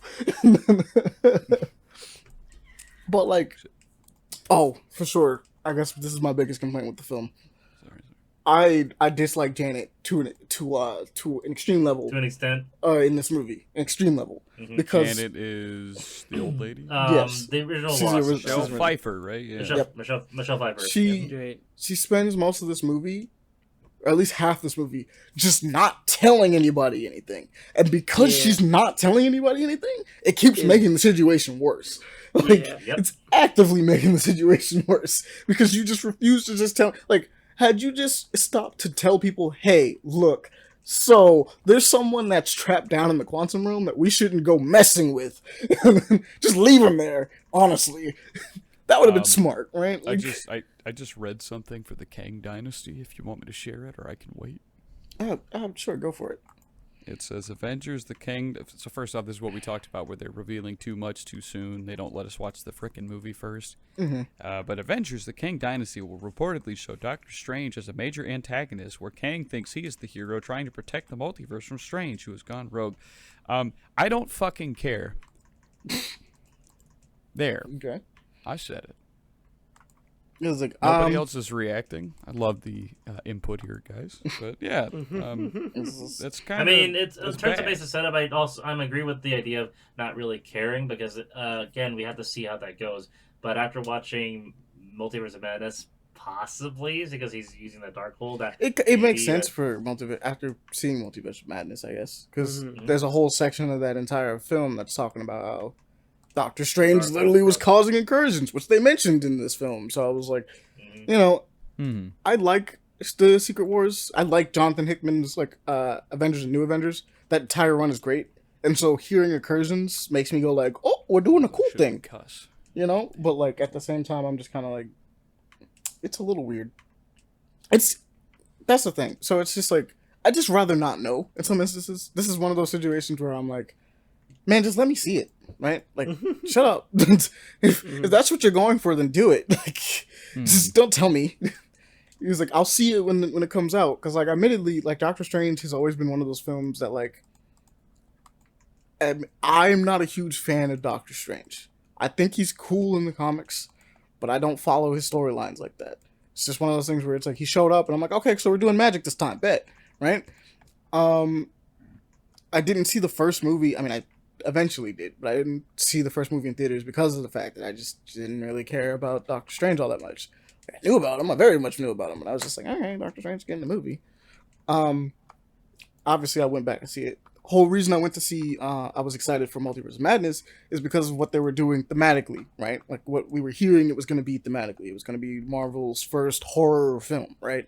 It's horror themed, obviously. After finishing it, it's horror themed is the really idea. It's not scary, yeah.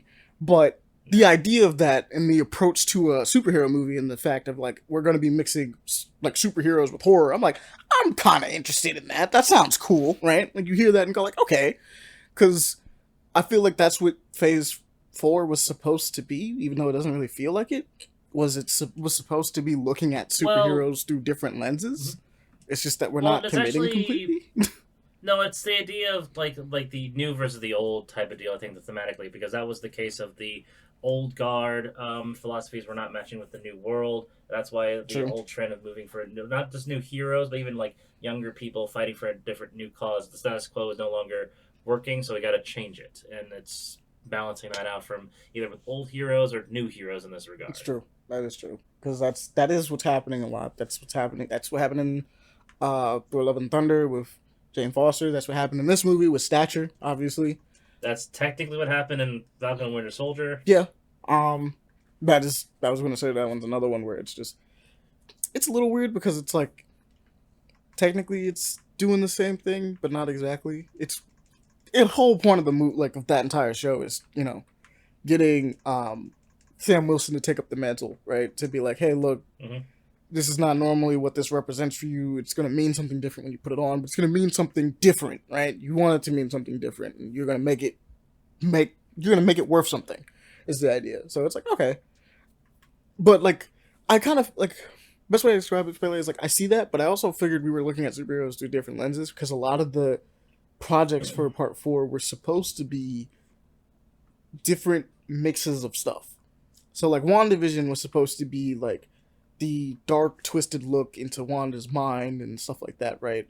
When you're seeing like where she's a good guy doing a bad thing, right? And that's the whole deal of the entire plot, right?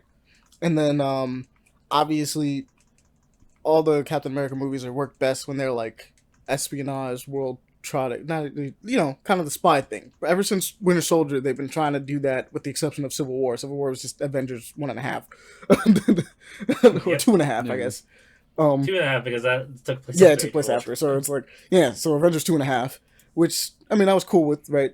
Kind of feels a little weird to have. Best way I can describe it is it was a little weird when you think about that as a trilogy, because you go from solid. Everyone showed up in this film, even though I love Civil War, but like when you just look at just the Captain America movies, it's like cool, everyone, all the warriors. It just jumps. Everyone just jumped. Like, why? And you're like, all right, I guess this is a big deal. But everyone gets the hands. Yeah, for real. Like everyone's catching hands in that one. And then you look at obviously you look at Doctor Strange, where it was like they did the horror theme stuff. I'm trying to think of another one that was trying to do something. Well, obviously we talked about Thor: Love and Thunder, where it was rom-com.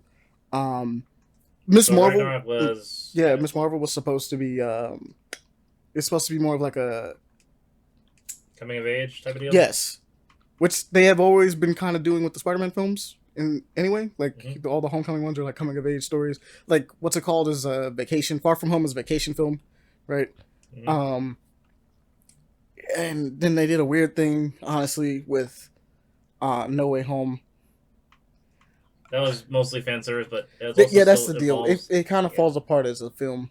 Well, it's actually it shows more like the hero sacrifice I get in this one because it hurts, but it's just it falls apart as a film because it's like it relies heavily on nostalgia. Yeah, so it's just like you watch one, two, three, and then if you just watch those Spider-Man films, it's like you get to the third one and it goes like, what the hell's happening here? Because you cannot know the point of references, Tobey Maguire or Andrew Garfield, unless you saw the previous Spider-Man film. And all of it is dealing with the fact that he's, trying to deal with the fact that his identity got leaked and all this stuff. But it doesn't deal with it. The best way I could describe it is like, I'm amazed that movie managed to pull itself together and wasn't a mess. It was actually really good. But it falls apart in that sense of like, it kind of glosses over the things you wanted to see the most, which was how he's dealing with the fact that his identity is leaked, right? How he's going to come to terms and move around with this stuff. Like, I wanted to see what I wanted to see more of what the ramifications were for him being revealed as Spider-Man. Yeah. It briefly glances over like for the first 20 minutes of the film, and then he goes to Doctor Strange to resolve the problem. And so like the idea is like, okay, Doctor Strange fixes the problem, quote unquote, right? But like it creates new problems, but these new problems have nothing to do with the main problem that I was interested in seeing. Oh no, he's like, it's new problems, but they're just superpowered ones. So his superhero persona has to take more of a step versus his personal life anymore. Like, great. Which is sad because we have set up, and this is I guess the saddest part that like they did this like multiverse thing, which is not bad for like the rest of the universe where they're going with it. I don't think it's a bad thing to do it. I just feel like at this point we're gonna drive it into the ground because we decided to do it a little earlier with Spider-Man, and then obviously the Spider-Verse movies exist. But like, had this been like a boots on the ground, we talk about Scorpion, who we set up in the first movie and didn't do anything with, right? We talk about Prowler, who we also set up in the first movie and haven't done anything with. Like, you could have easily had J. Jonah Jameson, straight up, you could have just had J. Jonah Jameson be like, hey, look, this is the guy. I will give money to whoever can get Spider-Man, right? Like, this guy's a menace, right? And then you just off rip, it's like, okay, look, there's bad guys that literally wanted to know who his identity was. Let's have them show up and fight him. Kraven is a person that they just apparently he's getting his own film. Like, we're still waiting on that. I don't even want. Sony pisses me off with that crap. I don't even. So Sony doesn't count as the MCU. Obviously, they try to stick their head nose into every little thing that they can, but they don't count, right? So Morbius can stay the fuck over there. Venom can stay the fuck over there. I mean, we're getting a Venom 3. Hey, I know you like the Venom movies, but you still you know there's problems with that them. Kraven movie could stay the fuck. Yeah, the Venom movies bother me in their own way, but I'm not gonna worry about them. That Kraven movie can really stay the fuck over there, and that Spider-Man movie that they're trying to do, that Spider-Verse thing, the Spider-Woman one, Madam Web, no. It's the Madam Web. Madam Web, yeah, Madam that Web can. I will actually dunk that into a fire myself. Like, I do not want that, bro. Thematically, it's the worst thing ever. You have to remember that they're still trying to this very fucking day. The Sinister Six movie that's been trying to get off the ground for fucking. I don't think they're still trying to do that because that's what they got away with. That's technically what they did in No Way Home. Because they wanted to do a Spider-Verse movie and they wanted to do Sinister Six. They had 5. They didn't do all 6 villains, which is weird. That is weird. That is the weirdest part about that whole film. Is like, you couldn't fit one more dude. 6 villains. No, because technically they did have 6 villains in there. They could have added Eddie Brock's Venom in there. They could have, but they just chickened out at the end and made him a what's it called? End credits. Yes, like, okay. But you also want to know what pissed me off though, too, as well. And I'm gonna bring back up Scorpion. Scorpion is on the Sinister Six. Yep. None of the villains in that movie have any connection to the MCU Peter Parker. Peter Parker, yep.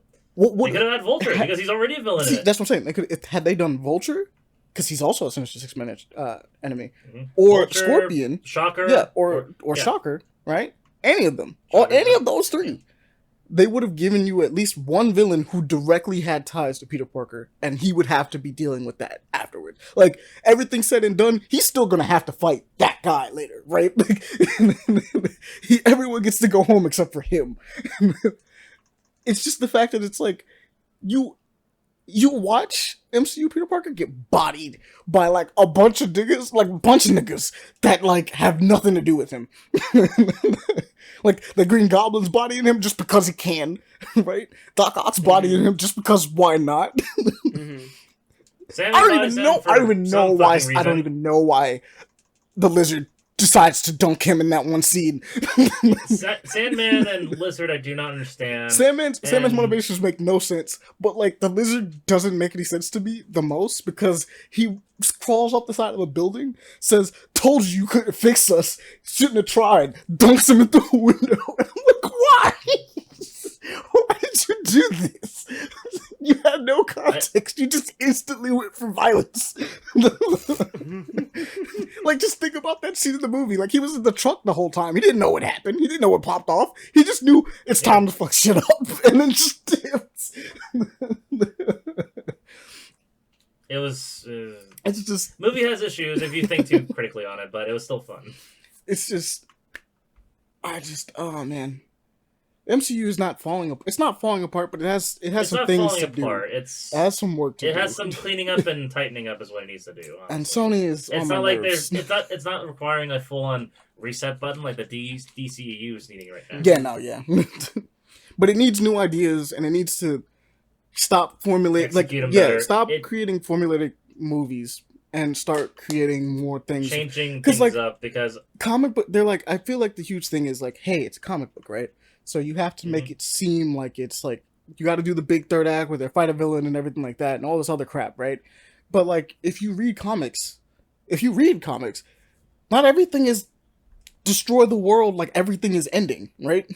Yeah. Like especially with characters like Daredevil, Spider-Man, all of them, all the street level, like it's not like that. I was actually gonna say like even personal because in Civil War there was no end of the world threat involved with this. It was like just a revenge story for a grieving father. Yeah, which is that was nice. I mean, it built like the stakes got higher than they needed to be, right?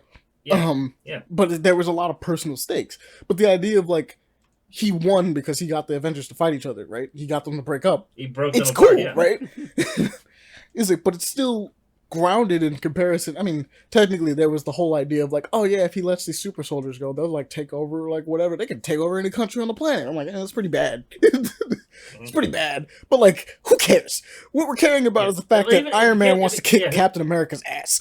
Like, that's why we give a shit. Like, it goes to the twist and reveal because he, at the end, Zemo did not want them to be alive anyway. He just wanted to destroy the Avengers. So like, that threat was never on the table. He didn't need to beat them physically. It's like that was never the plan. And I'm like, that's a cool villain because that's his entire deal was like, I'm not gonna beat them physically. What am I, stupid?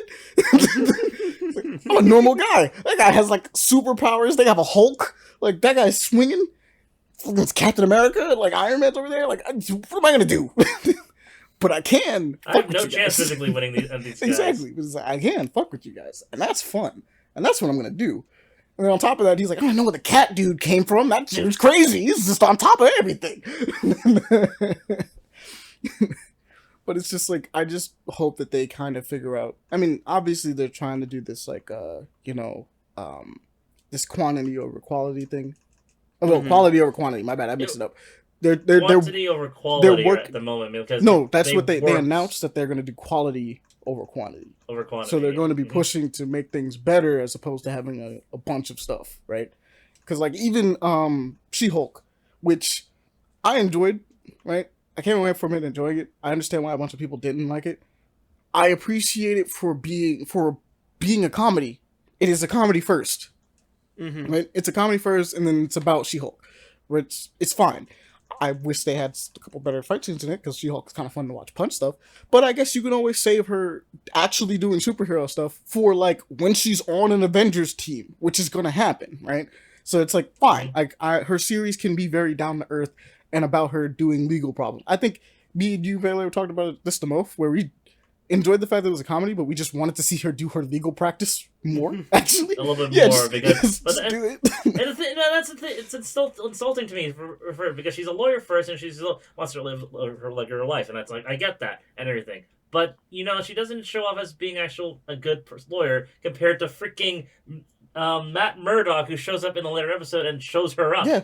Which is funny because, like, despite it the best way I can describe it is like, despite like 90% of every episode, right, or maybe like let's say 70%, right, 70% of almost every episode, with the exception of like maybe the latter 2-3 episodes, involve her dealing with a different case each episode, which is fun, right? Like every time like you see someone show up, like, oh, Wong is trying to sue someone over magic, right?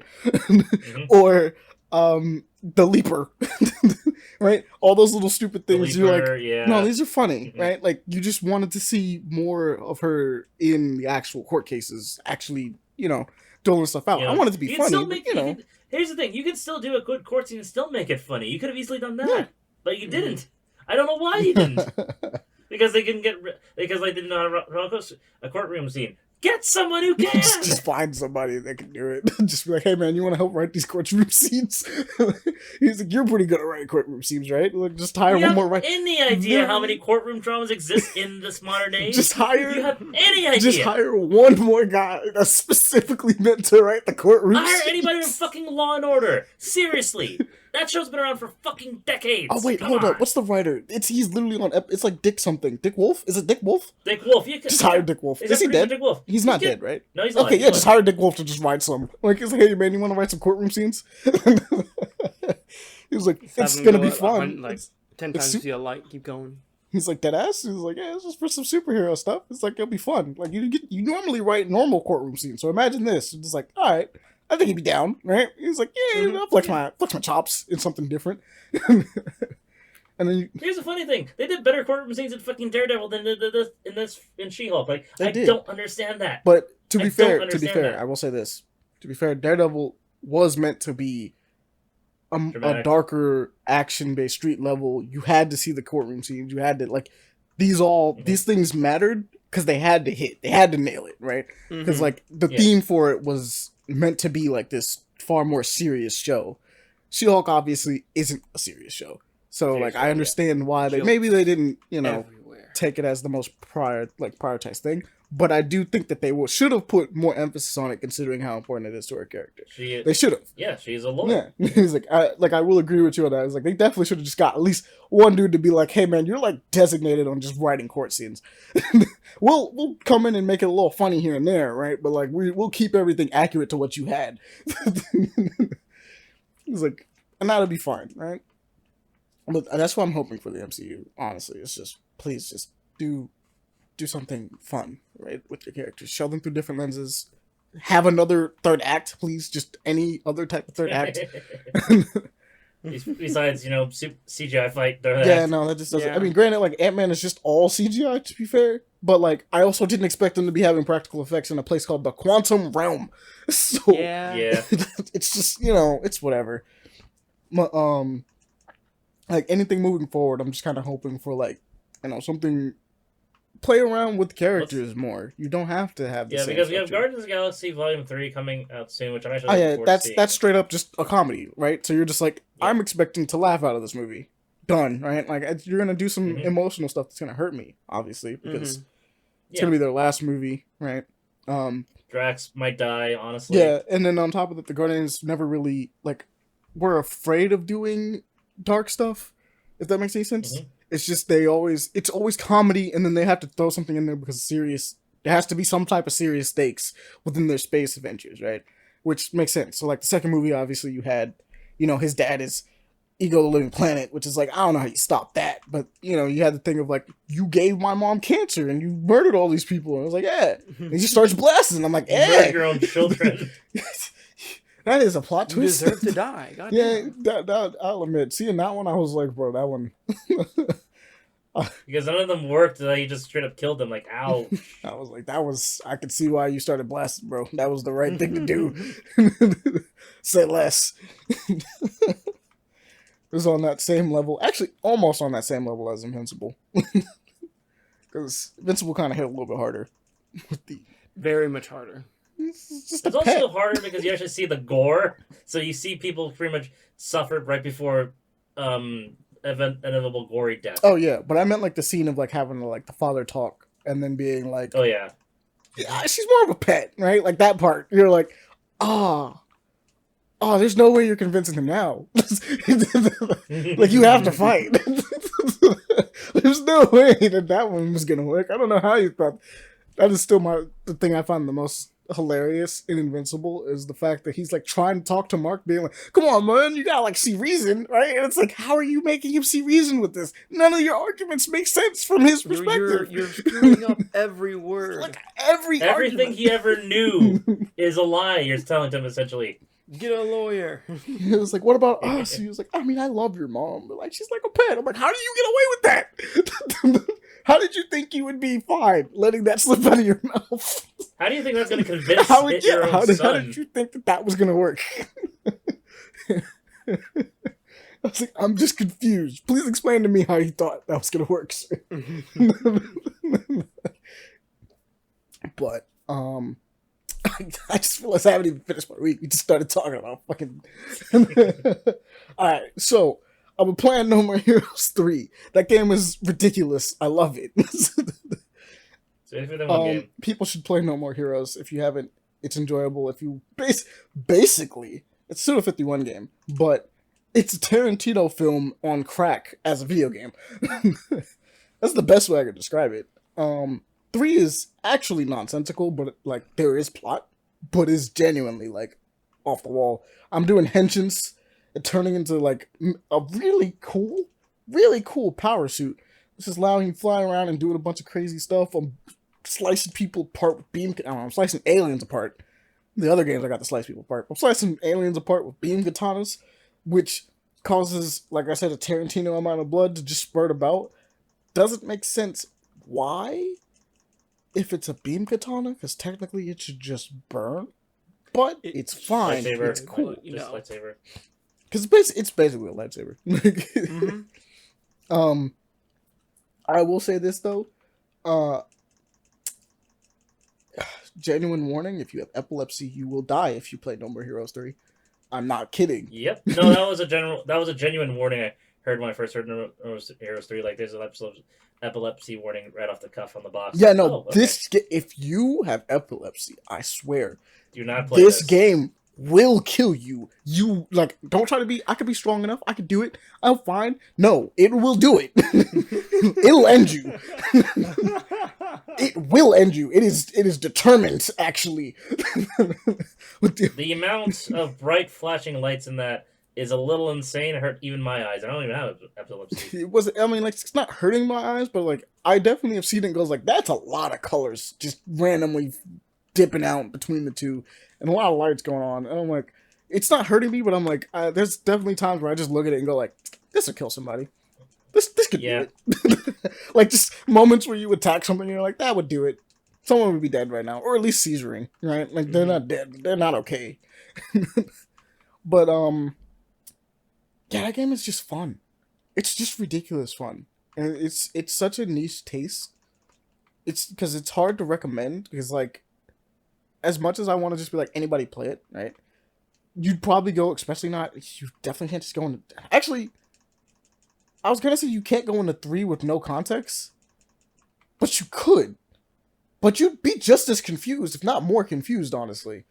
Because there's in short, because it's okay. It's probably because it's the only one that's like part of a franchise, except maybe Killer 7, Killer's Dead. Yeah. Because all Studio 51 games are nonsensical to a degree, so you can just kind of jump into most of them and still be feel like you have a feeling of am I missing something here? No, that's just normal. Yeah.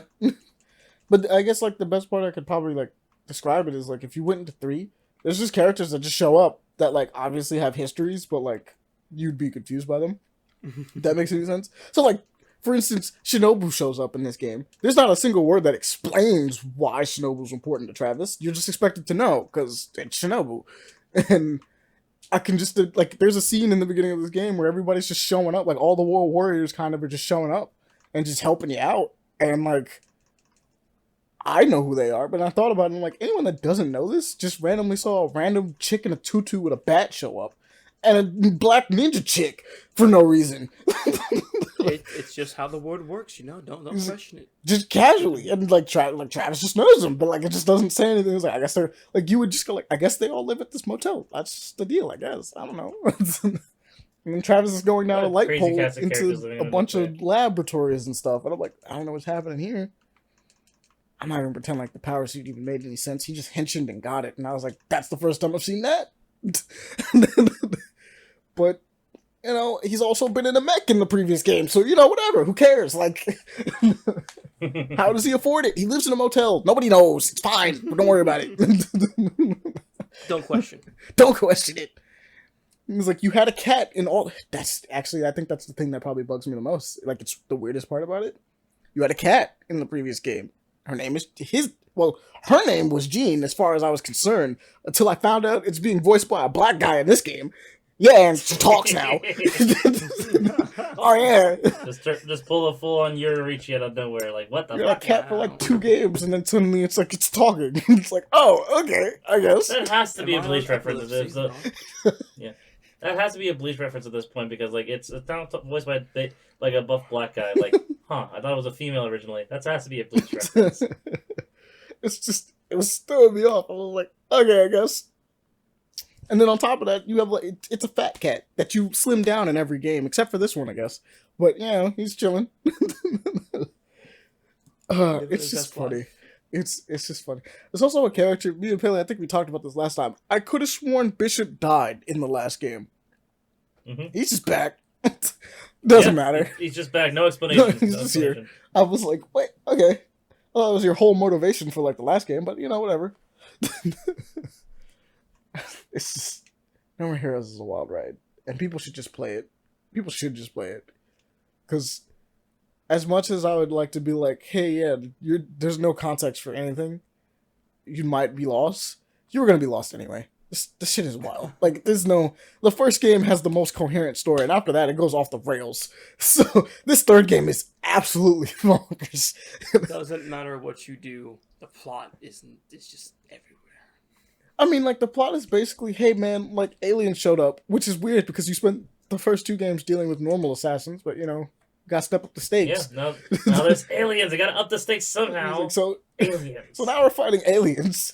We're going on the galactic assassination rankings. Gotta stop the best galactic assassins in the universe now. Sound like a plan? It's like, I guess. I guess we'll just stop them from taking over the world. So, sure, why not? Even though this is a place with no more heroes. Also, I want to mention this as a side note. It is weirdly inspired by Netflix. Like, really? It is formatted like it's a Netflix show.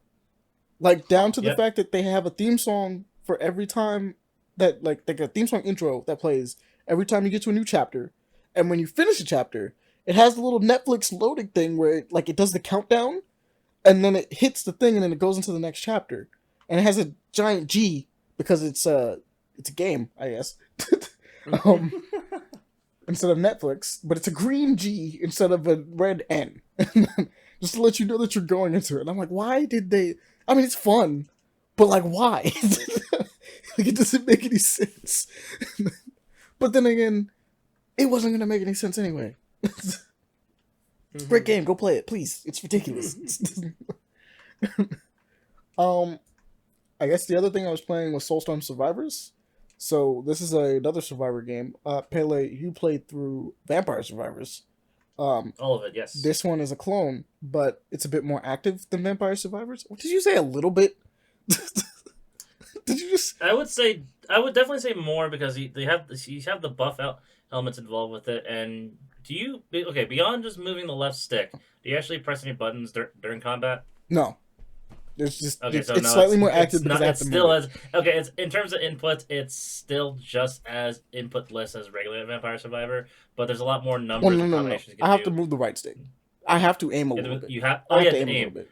Like, because certain abilities involve shooting in front of you as opposed to just around you. Yes, that has become a twin stick shooter. It's no longer Vampire Survivor because in Vampire Survivor you just move the left stick and you aim with the left stick. That is it. Yeah, that's the only thing that they changed is that you could rotate it a little bit, but it's not.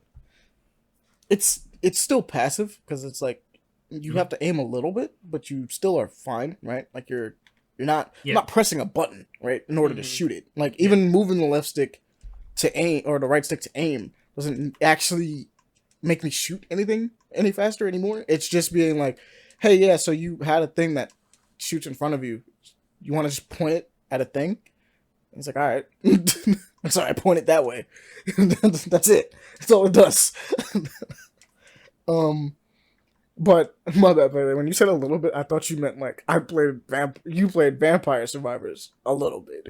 I was like, that's why it confused me. Yeah, I was like, a little what? a little bit is definitely that's definitely an understatement because I've beaten the whole game.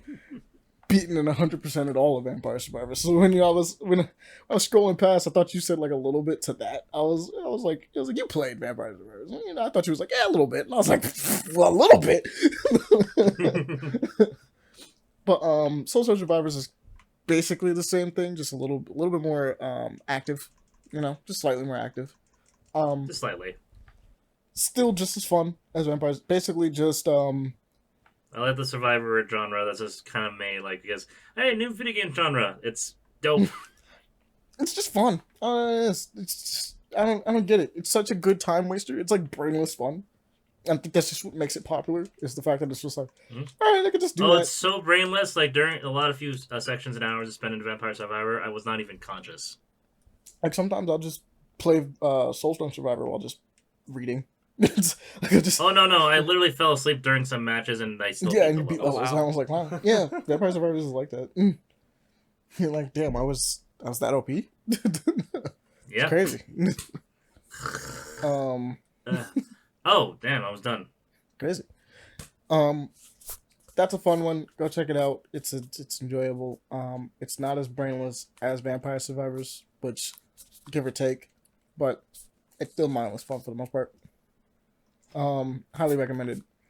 I've been going through it a lot. They actually have a lot of heroes and it's still in development, so they're going to be adding more heroes that you can level up. Nice. It seems like it's going to be, I don't know how many characters are in Vampire Survivors.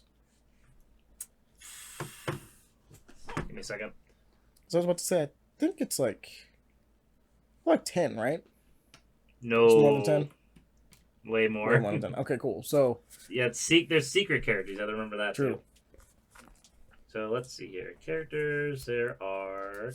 If that's the case, then both these games... 49. Yeah, both these games might be going for like the same amount of characters then. Oh, wow. Mm-hmm. Because like, I'm looking at the Soulstone Survivors one, and that thing is halfway full, and it's clear that they want to fill in the rest of that grid. It's very clear, and I'm like, all right. So I'm like, that'll be fun. Also, I played. I went back to Maho Arms. This is a fun game. It's basically a early access character action game. Pretty much inspired. It seems like it's inspired by Nier. From what I could tell, a lot of its aesthetic seems to replicate that. It's the best way I can describe it. Like your main character is like an elf girl, technically in a future world that uses like a floating axe. Right, like the way she's swinging it is very Nier. Okay. They recently in this update, I think I played it before when they just had your main character and I think 2 chapters. They now have 3 chapters up. And a second character who is like a punch girl. She has like giant gauntlets and stuff. Susan. Her name's Susan. That game needs a tutorial. But it's fun, honestly. It's a little, obviously you can feel like it's a little, no, it's not jank.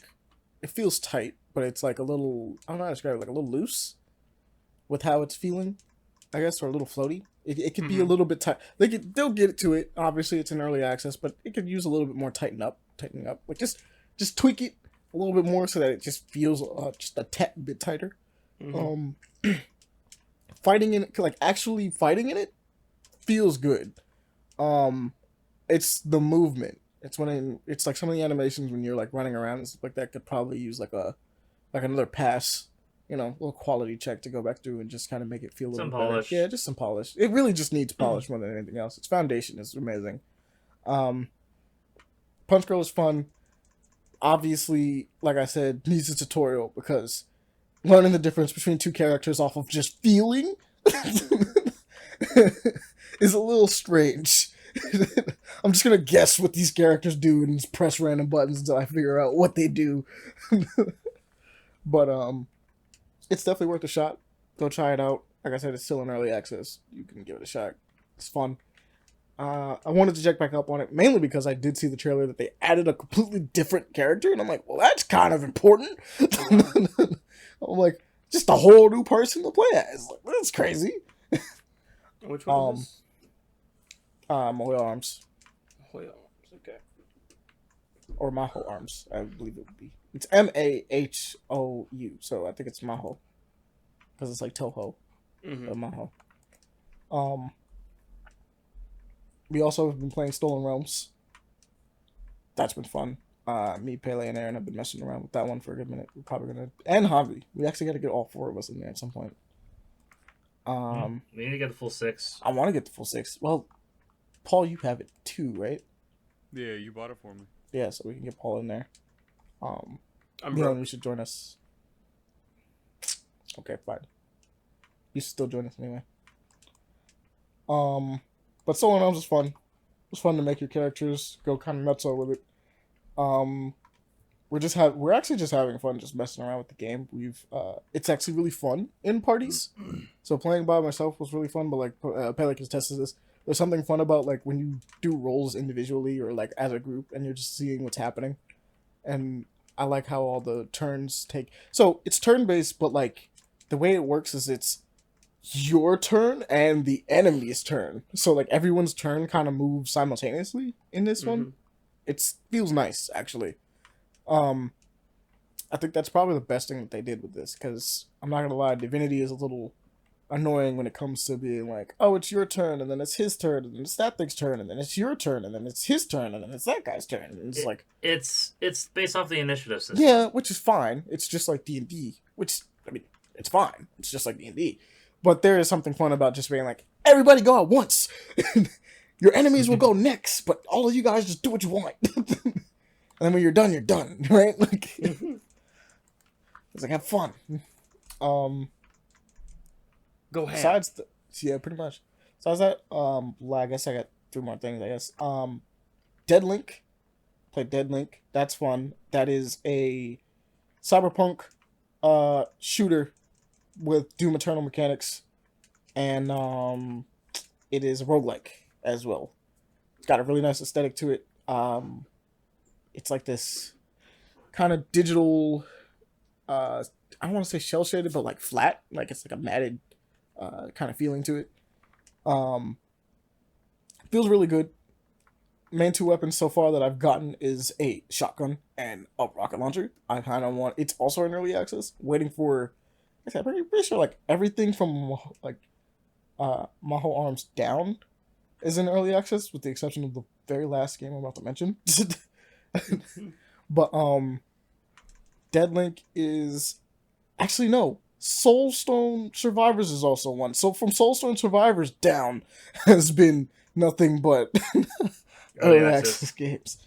But Dead Links is kind of, it's fire. I actually really liked how it felt. I had my eyes on this one for like a minute. You basically get a shotgun, and off rip you get a grappling hook, a la Doom Eternal, and a force blast that scrambles enemies and makes them weak. And if you do that, you can shoot them and get health. But the way the game works is that because it is a roguelike, your health is permanent, right? Like it goes down and it's no coming back. Your shield is what you get back from enemies. When you blast them after like scrambling them or like hitting them with a grappling hook or all these different things, you can like explode them apart into, I guess, like techno bits. And when you do that, they become your shield. And the idea is to balance out keeping that up while fighting all these crazy things like sumos that slam you in the walls. Fuck them niggas. Fuck those sumos. And then there's ninja chicks. I don't even want to get into them. But every time you leave a room, because it's a roguelike, you gain a new ability. So you get to buff something. So maybe you go like, hey, every time I scramble everyone, my gun does toxic damage, because that's something I did off rip. Or all my grenades do 200%. Yeah, that's another thing. You get a grenade as well off rip. So it's like all my grenades do 200% damage, and then on top of that, it has a passive that makes me like faster anytime I throw one, right?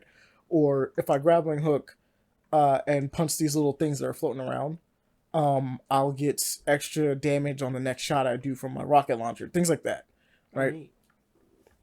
You get to mess around and have a bunch of weird little supplementary builds based on the fact that you did things, but you're always going into an arena, fighting a bunch of enemies, and then walking to another room, and in doing so you get it. Stelling's cool, actually. I'm really liking it. I plan to play more of it at some point whenever I get the chance soon. I'm looking forward to how it continues to develop, because from what they got so far, it's pretty fun. Sounds pretty good. Last game on here that is not currently in early access, though they got some stuff to do with it. It's fine though. Bleak Faith Forsaken. That is a Souls game. That is a Souls game that is a little fast and loose with what it's doing as far as movement goes, and really slow when it comes to attacking. They also have some, like, we were excited for it, obviously, when we saw the original, like, trailers and stuff like that, because it looked crazy. It still looks great. The art design for this game looks amazing. I'm looking forward to quality, or, like, little quality patches, little polishes, just to kind of tone it out, because, Pele, we were looking at it. I kept looking into a bunch of other research for, like, afterwards, because we were looking at it, just wondering if we should play it or not. It's fine, right? Like, it has some stuff that's a little strange, but this is also a game that's made by 3 people. I'm hoping. Yeah, no, and that's fine. I get that because indie projects and all that such for it. It's just that it still looks roughly around the edges. It is a little rough, but it's not as rough as it may seem. If that makes any sense. It's a lot of it is a matter of like they made some game design decisions that like for sure need to be like.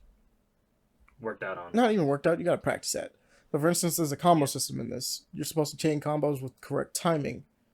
And doing it how you would normally, which is like at the end of an attack, is not the way you do it. You're supposed to kind of queue them up, if that makes any sense. Queue them up. Okay. So, because the way it's like stricter. They want you to be more, I guess, this is their way of kind of being more deliberate with it.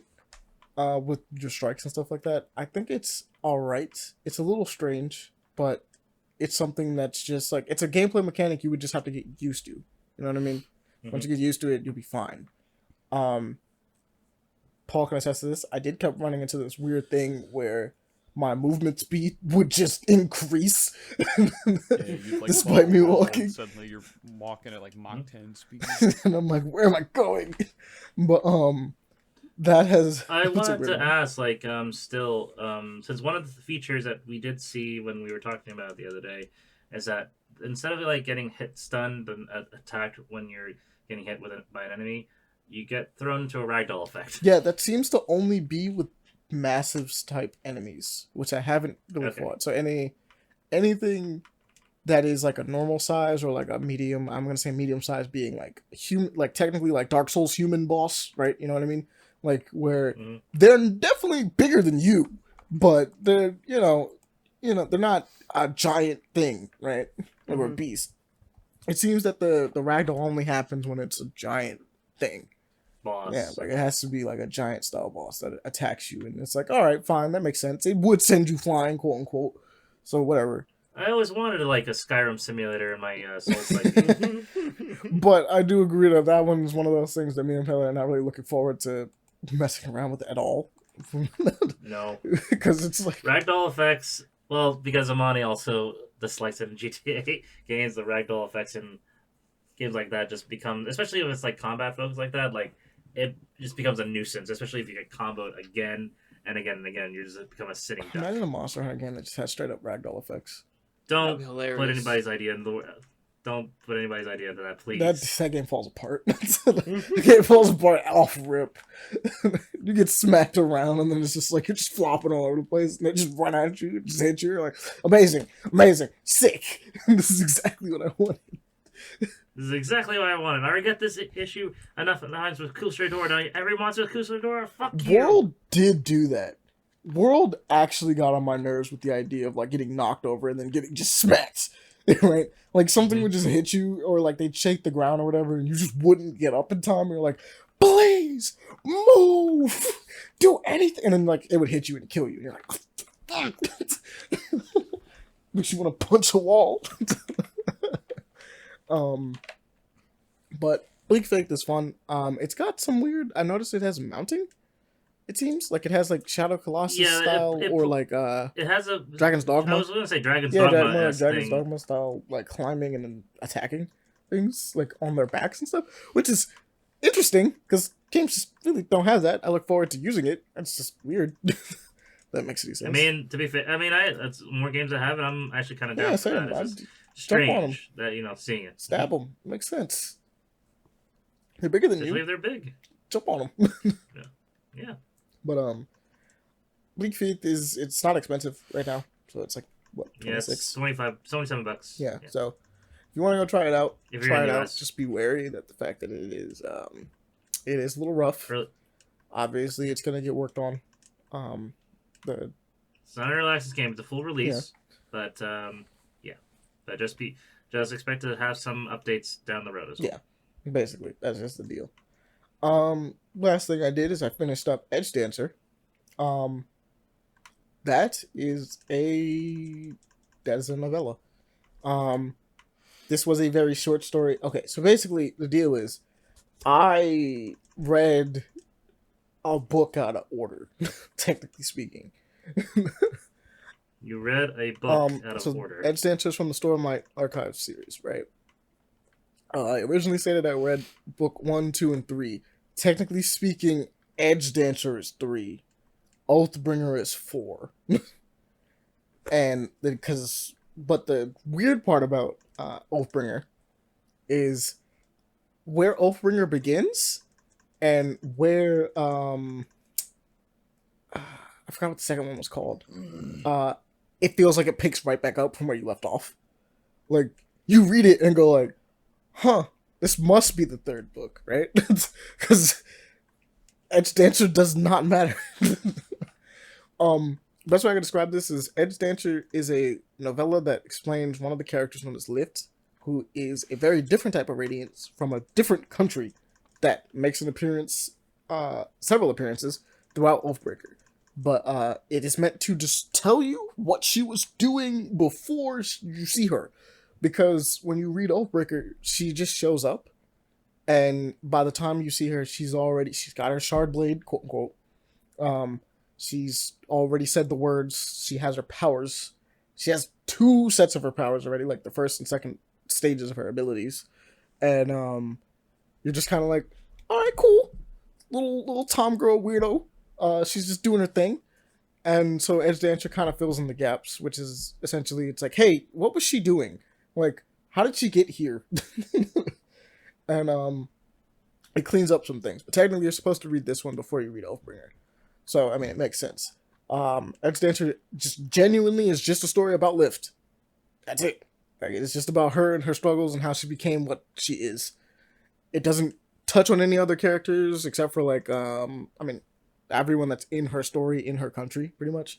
Doesn't touch on anybody else. Like, there's no Dalinar, no Kaladin, no Salon, no one. Right? It's just about her. It's fun. I like her abilities. She gets to slide. She actually gets friction control. I think that's a cool power. It's a JoJo stand. It's literally a JoJo stand. But the idea of just straight up being like, I just, you can't grip me at all. I just don't want to be grabbed. It's kind of fun. And then she obviously doesn't know how to use it completely.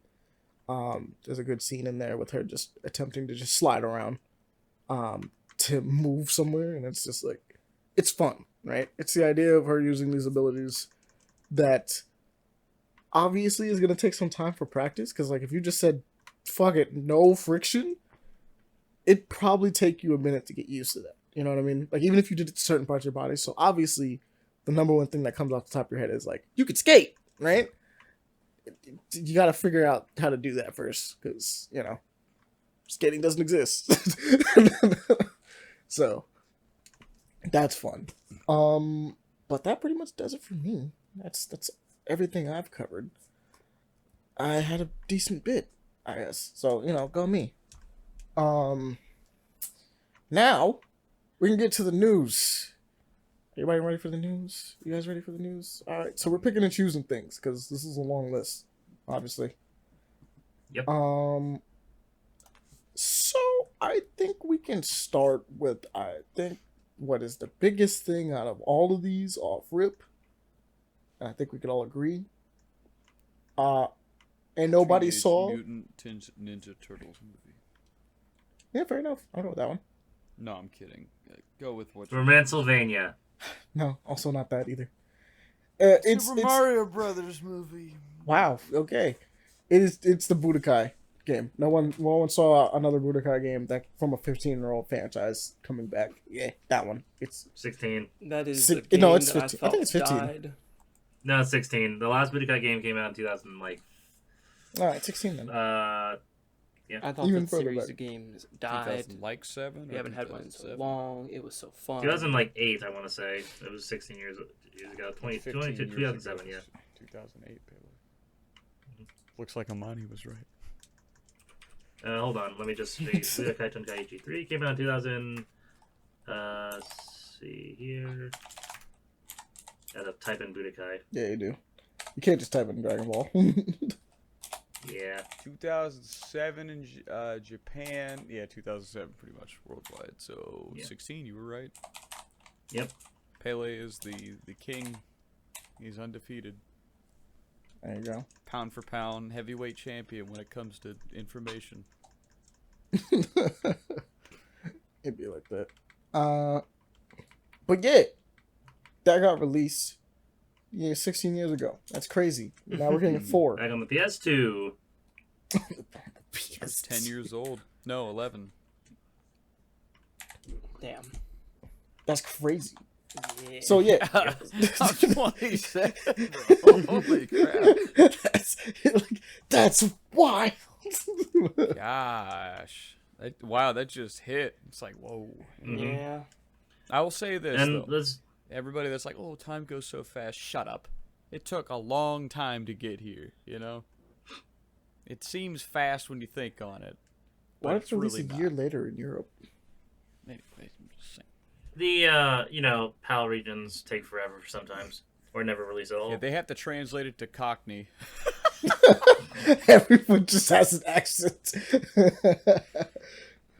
Yeah, it came out in February. I mean, I can't be certain, but I think the censorship laws or certain restrictions are a lot higher. Mm. It is in Europe than compared to the U.S. Oh, yeah, okay. So I don't know why. But yeah. I think it's their dental. It's something.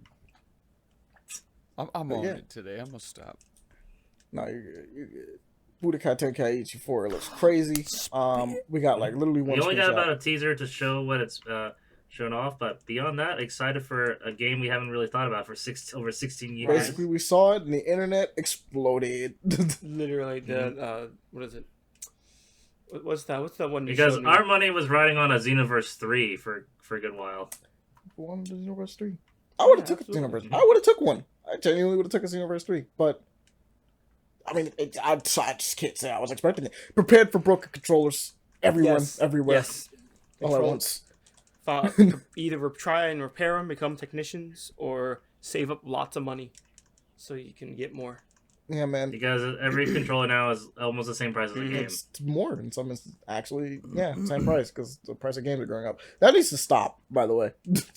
Yeah. That needs to stop. $70 is genuinely like too much for a game off rip, especially with the way some of them are coming out nowadays. How dare you try to jack up the price when the quality is going down?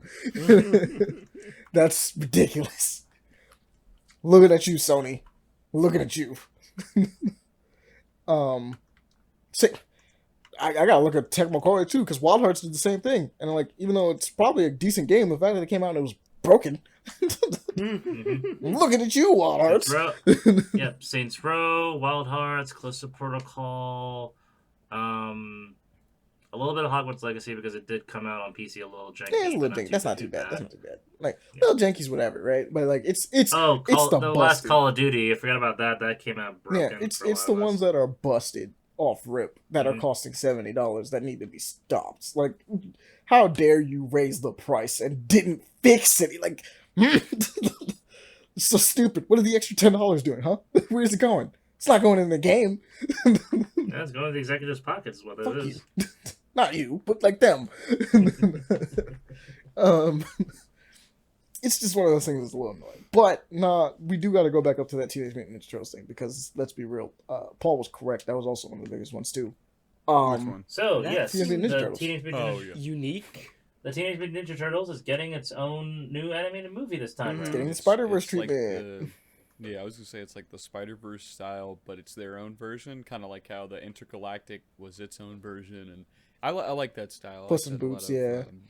Yeah, Mhm. Puss in Boots. You know, And I at least don't kind of mind adapted it from what I'm seeing. However, the voices are kind of like I love the voices. They not sound like meshing in teenagers. my head right now. I don't know why. I love Young them. teenagers. Yeah, they sound like teenagers. Yep. Yeah. Young teenagers. You'll love the cast voice in this one. On this one, so the turtles themselves are usually like kind of younger, not as well known actors. This ones, but the older audience ones, like for both Bebop and Rocksteady, Shredder, and a bunch of the other villains, are played by like big name people. For example, guess who plays Splinter? Ooh. Who? Jackie Chan. Oh, that's kind of fire. Yeah, no, I'm down with that. I'm super down with that. That's clean. Okay. John Cena's Rocksteady, Seth Rogen's Bebop, and Baxter Stockman. Let me see Tired here. of hearing Seth Rogen being in anything. I think that's a feeling that's shared with a lot of people for some reason. He's kind of like talentless, but also he makes a lot more money than me. So I guess there's people out there that like his humor, and that's fine. You know, maybe I'm coming off as a little conceited in that. But It's also just like dumb connections because he has been in the industry for years. yeah, He's doing his thing. But oh yeah, you love Baxter Stockman. Giancarlo Esposito. Dead Giancarlo ass? Esposito. Which one? Oh, Huh. the That's best crazy. villain Gus. ever. Yeah. He literally Huh. can't play a good guy. He has to be. A He bad has guy. to be a villain. I mean, he's He's Baxter pretty Stockman. good And in, the fact that he's like the evil scientist character, like that's he's that's still fire. technically a villain in what's it called in Kaleidoscope though, correct? Like he's technically a bad Yes. guy. Like he's a good guy, but Yeah. he's the main character. He's who you care You about. are bad product. The boys. Good. Giancarlo, if you ever somehow see this or hear this, I mean, I want you to know we got to make a movie. You're awesome. You're Remember awesome. that I have an forever. idea for you. I can't pay you like the Hollywood execs, but by God, we'll do something. I'm trying to see because I remembered something that I feel like. Did we skip this? Or how long is this? Okay, I just wanted to make sure how long this information has been out because I Right. put it on the docket by trying to make sure that we didn't go over it before. But if we haven't, and it hasn't been on previous dockets, then we kind of need to talk about this. So, yeah, Elden Ring's getting a DLC. We talked about it last week. Did we? Because I'm trying to look through the docket. Yeah. And I'm like, I just don't see it. That's why I'm like looking at it, being like, what? Where is it? No, we can talk about it. Hey, it's getting a DLC. Picture is big grass with big tree with big epic gold man/woman on epic horse. I think it's America. Shadows Even Time. I'm so Yeah. excited for this. And then I'm so excited for the third entry of the Shadows series. and of an Middle-earth. IGN's little thing where it's like, what to expect from Elden Ring sequel. Well, here's a fun doohickey for you. Everybody knows what to expect. So that was a wasted bit of time to have somebody report that. But yeah, big world, yeah, there you go. More bosses, possibly bigger bosses, and so on and so forth. New weapons, new locations. I'm not an More addition lore to to- this conversation. I thought it was kind of clean, and it's probably fire, right? Big we're gonna be picture. playing. Yeah. We're gonna be Big Miyazaki. dealing with America, Big America, whatever Oh, what are you talking about? youthful one. Yeah, that's who it is. That's who's on the Mikola. horse. Mikola. Oh, I thought you said America. I was like, America. No, I- I Just thought you switched mispronouncing to a the name. different game. I was There's a like, lot of there's- M's. There are a lot of There's a M's. lot of M's. There's a lot of Yeah. M's. There's a lot of G's, and there's a lot of R's. But the idea is that what you say is the name was again, Leon? Mikola. Mikola. So we're dealing with Mikola. probably It's not- prequel. because of the way From Software games work, we will either be in the far-flung past or the far future. I feel like it might be the past based on this screenshot. It could even be a future that is from the past. You know Or what I mean? dream They world. always do- yeah. Literally, we can go into a dream world. You're not Yeah, wrong. Or literally the- break and fragment time. Going. Maybe they'll pull a Dragon Guard and connect this to the next Armored Core game for something. What'd you say?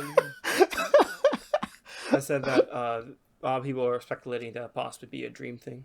Oh man, I would lose my shit if it's just like, oh look, there's an armored core over there.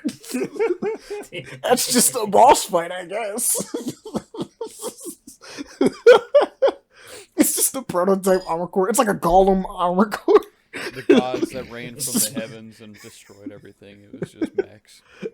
Just mechs. They're described as being Dinosaurs made out pop of out of metal. nowhere. Margit the Fell walking up to him. You are not welcome. The chain gun blickies beg to differ. But also, we can see that the Erd tree seems to be being snuffed out by what looks like another tree at the very Somebody least. lit a cigarette. Someone seems to have burned the Erd tree.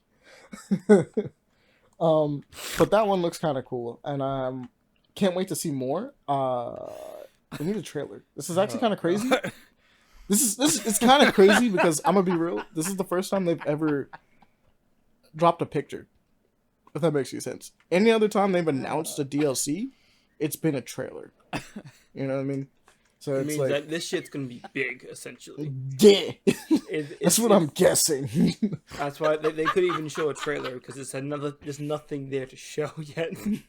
No, they've definitely been working on this for like a minute, but they're just not ready to show, I guess. More than likely, they've been working on it since the release of Elden Ring. Mm-hmm. Can't wait though. Let's see what else we want to talk about, guys. I guess I'll say this real quick. Tom Berthel is back as Punisher. And Woo! let's go. Let's go! One more actor I like as character is back. Woohoo! I am a little disappointed they're not actually bringing back what was her name again? Oh, Foggy, the one that plays Foggy. Foggy and Paige. Paige, Karen Page. Mhm. Yeah, not bringing them back. Like, oh, that's a Apparently little not. lame. I'm wondering if the reason why is because he's not going to be in New York. Foggy or wait, Daredevil? I mean, there's a huge So, stint of his where's he going? time in San Francisco. In comics, there's like a whole portion of his career that takes place in there. But like, Oh, Where it's does She-Hulk Daredevil's take in San place in? Francisco. New York, right? no, She-Hulk takes place in. He's actually out of town. He's in California during that episode. I mean, if this follows that storyline as you mentioned in San Francisco, there you go. I'll be down with it. But yeah, he might not be in New York this time. I mean, I don't know if he will or not, but it works. What's another one you guys want to talk about? Let's go. Let's see. I am actually interested in this one, Clash Artifact of Chaos, Yeah. because I'm also currently playing the original versions of those, Xenoclash 1 and 2. Is that where this comes from? Yep. No, hold on, let me look. That's been so confusing to me. What is he? Xenoclash 1 and 2 was a fairly old experimental FPS melee game. Yo. Where you fight with... Yeah. Mhm. Okay, yeah, no, I don't know if I still have them, but I added them to my wish list on Steam a minute ago, and that makes sense now. That explains everything. I've been super confused as to why they chose to go The this art route. style looks very familiar, and the combat is improved significantly because I actually replayed Xenoclash 1 and 2 recently. It's old, so it's a bit jank. Experimental, and it's weird, and it's world creation, but nevertheless, it's charming and definitely a good step in, good foray step in the first-person melee, which still hasn't been done properly to this day. But it's a unique take on this one, for sure, and I like to see it come back because Xenoclash is, I think, my oldest game in my library because I bought this when I first had my Steam account when I was still in middle school. Oh, jeez. Yeah, no, I was looking forward to it anyway because like it looked fun. But yeah, no, this explains so much. with this game's art style and what it is. I was super confused originally when seeing it. I was Me like, too, what when the looking fuck? at it. Why is it like this? Like, it looks cool. Don't get me wrong. Like, fighting in it looks awesome. And my main complaint was like, why does the main character look like this? Like, why is he so ugly? But then if you look back at Xenoclash, the art design was that way to begin Yeah. with, So now I'm like, now it just makes a ton of sense. Like, now I get it. Now I get it. Huh? I did not know that. I actually just genuinely didn't know that. I guess it makes sense because it's literally called Clash, and then it's all this. I mean, the name is also like a misnomer because Clash is not a very best description. So then I found out like it's related to Xenoclash. Like that makes actually a lot more association. I get it. Because it's been God, how long has been Xenoclash 2 released? 2013. Almost 10 years or so, right? Yeah. Right. Jesus Christ, dude. I think the character in this game looks ugly though. Like Yeah. Xenoclash. He does. He does, in fact. Yeah. Yeah, no, that's part of the design. So it's not really like any, nothing saying for nothing for like the artist design. I mean, the art game. looks It's great. just- It's just personal preference on this character. He looks atrocious, but like, yeah, I look forward to fighting with him because the gameplay looks awesome. But like, yeah, no, he looks horrible. it looks. He looks bad. But I guess there's like a better way to describe it. Like, it's not like he doesn't like graphically. He doesn't look bad. It's design wise, he looks atrocious. Design wise, is made to be. Looks it's ugly. made to look very ugly, Yeah. yeah, but not in a bad way. It's just we know that's the direction they're trying to go for the character. Mm. Now we know. But now we know Which even is- more is the Yes. deal because it's Yeah, because it was supposed to be this way to begin yeah with. no, which makes even more sense. Because like you would think after like maybe the first trailer, someone goes like, "Really, this is your character?" It's like maybe we'll change up the character. Fine, right? But if it's like, no, man, this is how it was always meant to be. It's like, all right, this is it. Just imagine that design is actually in lore the most beautiful person there is. I mean, I'd be down. That's cool. That's genuinely cool. That's something fun. That's like a play on like beauty standards and things like that. That's actually really nice. He matches the beauty of Cleopatra. Yeah. Like in universe, it's like, fuck you, handsome. I was like, all right, I think he's pretty. Just getting angry. He was like, not everybody can look as good as you, and everybody's like, all right, interesting, funny.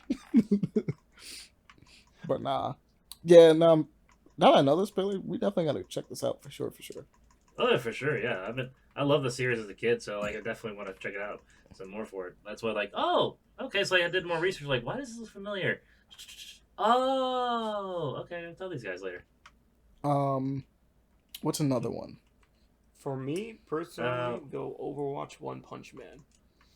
Of course you would say this. That's, yeah. I do wanna comment on that one too, because like some of the choices, like I get where they're going with it, but also miss opportunity in a few others. For example, it's 4 costumes essentially, One Punch Man collaboration.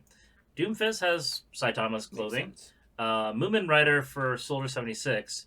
Tatsumaki for Kiriko, and Genos for Genji. I was about to say is Genos. The reason why I'm a Genji. little upset for Genji because like you could have gave him speed of sound Exactly. Sonic. I wanted to rant Yeah. about that shit. Like, what the fuck? Yeah. It was the biggest opportunity they had.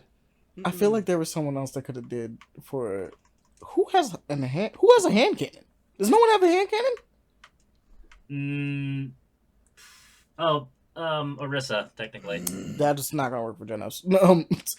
No.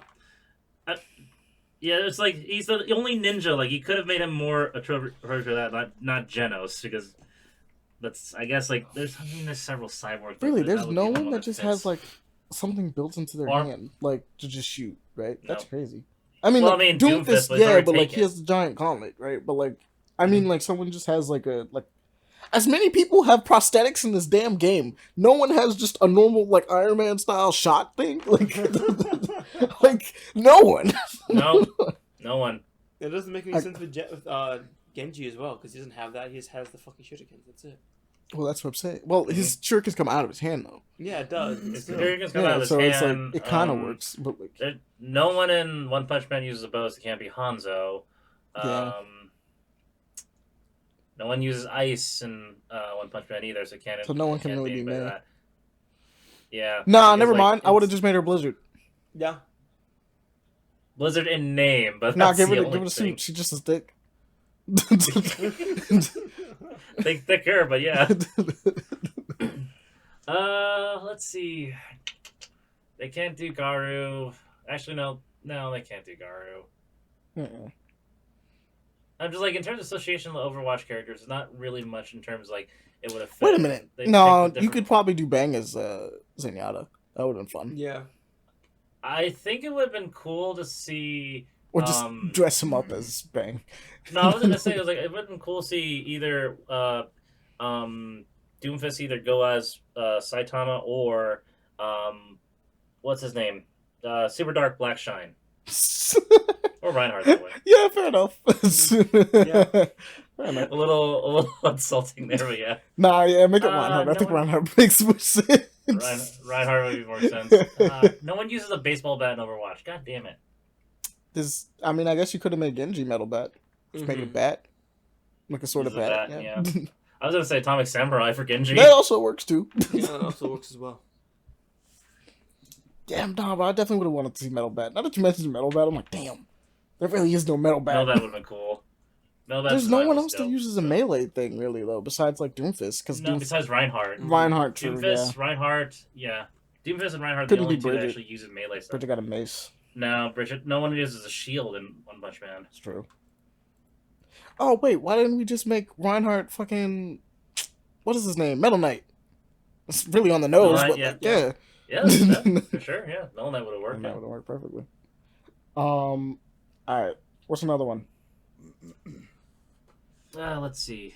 The Legacy Collection. The Legacy Collection? Mega Man Battle Network. Mega Man Legacy? Collection. Oh, yeah.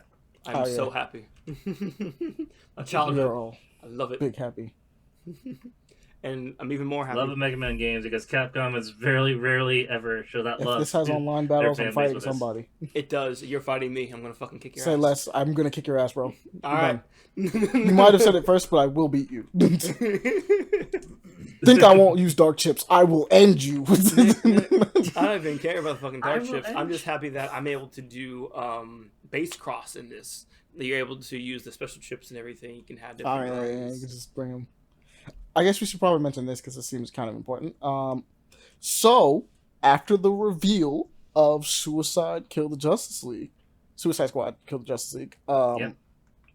they're delayed delayed. it They're again. not. They just decided to delay the game. Here's the thing. Again. The delay itself is not the important part. It's delayed currently without a release date, so it's delayed indefinitely at the moment. Yeah, it might be completely canceled. But, okay, so we'll see how this plays out. Because obviously, what they might do is rip out everything that has to do with The live the service lifesaver stuff. stuff, right? Which is good, right? That'll work. The other thing they might do, which is the thing that I hope, but it seems the most unlikely, is they might go back to the drawing board and rework the core gameplay. If that makes any sense. So, like, instead of everyone using guns, maybe we make a melee focused character, range character, Boomerang actually using his fucking boomerang. that would be the number one thing. If he's not using a boomerang off rip, just let him throw a boomerang. Just let him throw tons of boomerangs. let him just ping everybody in the room and throw one boomerang. It'll hit everyone, and then he can throw another and another and another and another. Just do that. Give him a system in which he just locks on and throws boomerangs. Harley can use a gun. Make him the easy mode. Yeah, Harley can genuinely Harley can use still a gun. use some range, but also But have give her a focus bat. on Give melee her her finishes. hammer. Yeah, Give her a bat or a bat. hammer. Yeah. Yeah. He's like, just give it to her. She can use explosives. You have Deadshot who uses All of his guns, guns. yeah. That's He's the fucking only one the that's going to exception play the to most Deadshot. like a third-person shooter. He's fine. He should just play like that, right? If King Shark don't start diving into the ground or some shit, I don't even give a shit. Just give him, like, a piece of technology that's like, hey, yeah, the ground's water to you now. And just let him go ham, if that makes any sense. Just let him do stuff like that. You know what I want King Shark to play like? I want him to legitimately play like fucking Splatoon. I want him to legitimately play like Splatoon, but That'd he's be a shark. fun. That would be that would be fun. Like it allows him to swim, not like make the world water go through like water, but him just swimming through it like water, but still out cracks it open. Yeah, like, the and it's like he pavement, just pops out, basically. like pulls someone down. Like, let him play like if I'm playing Splatoon, please. How sick that would be. That's how it should feel. Theme pop up.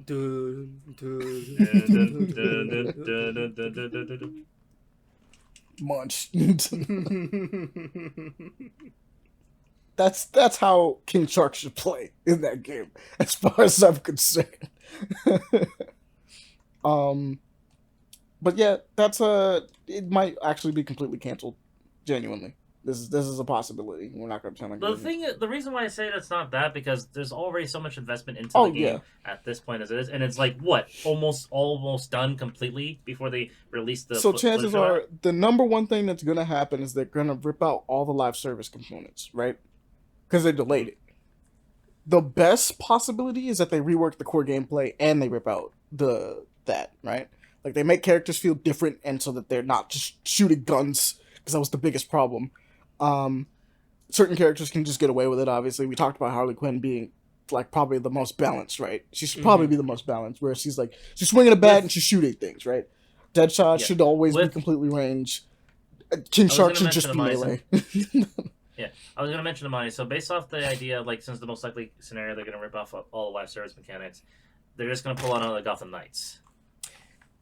Maybe. They might do better than Gotham Knights because they can learn from its mistakes. Sort of. You would have thought they would have learned off rip, but, you know.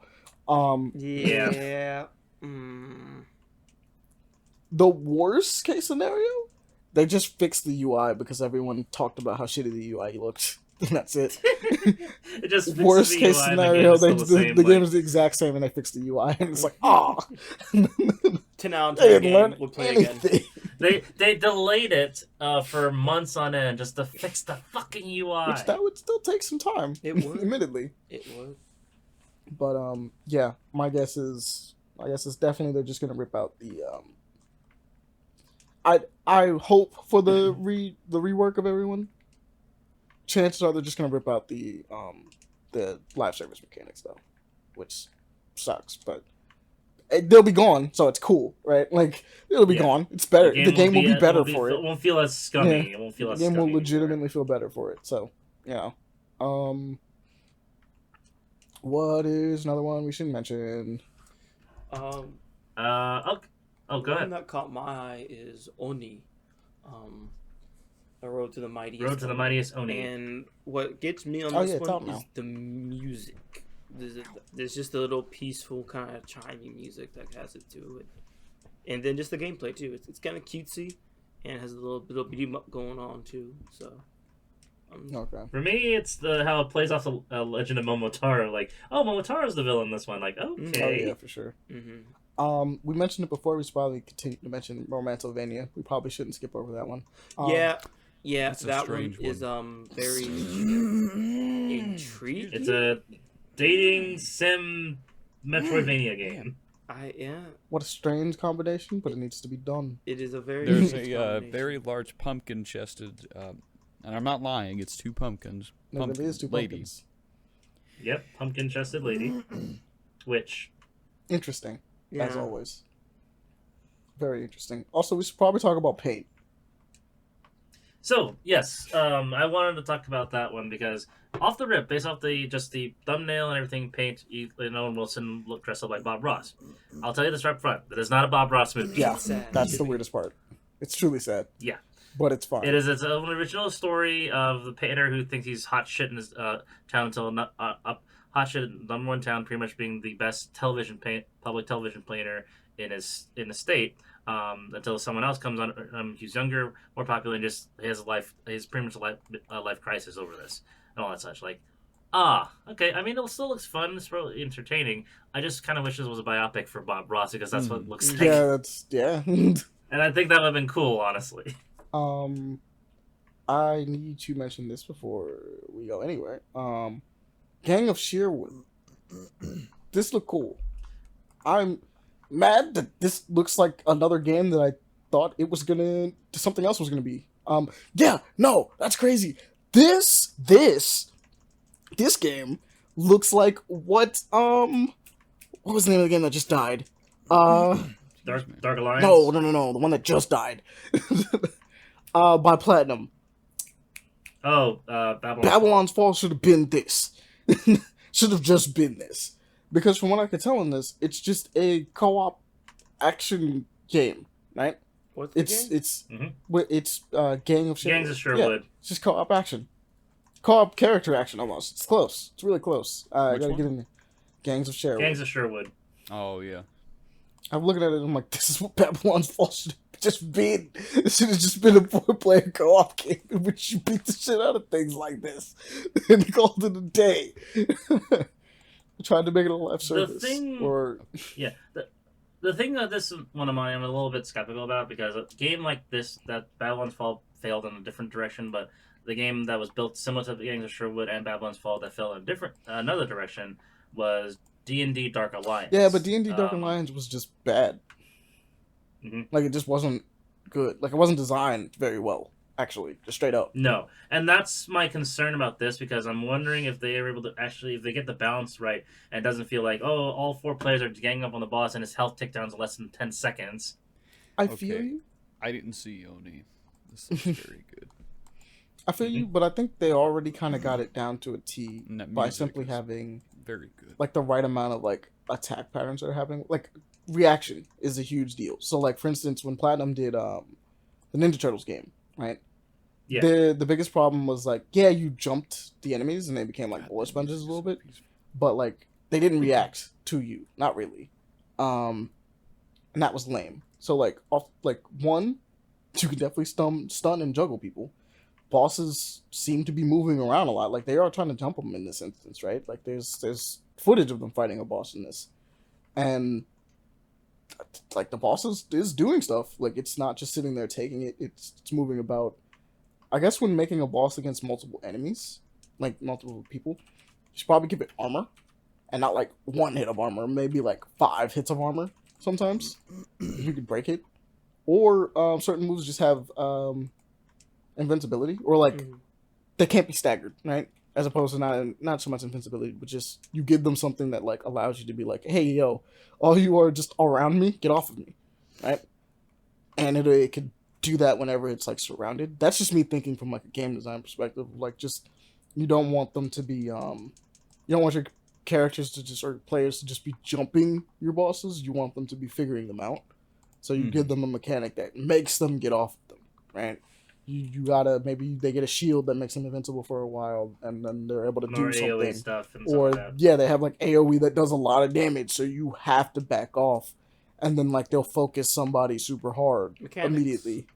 Yeah, like just genuinely mechanics, just crazy mechanics. Raids do it all the time. Absolutely, they're fun and annoying. Just make it a raid boss, but it's 4 people.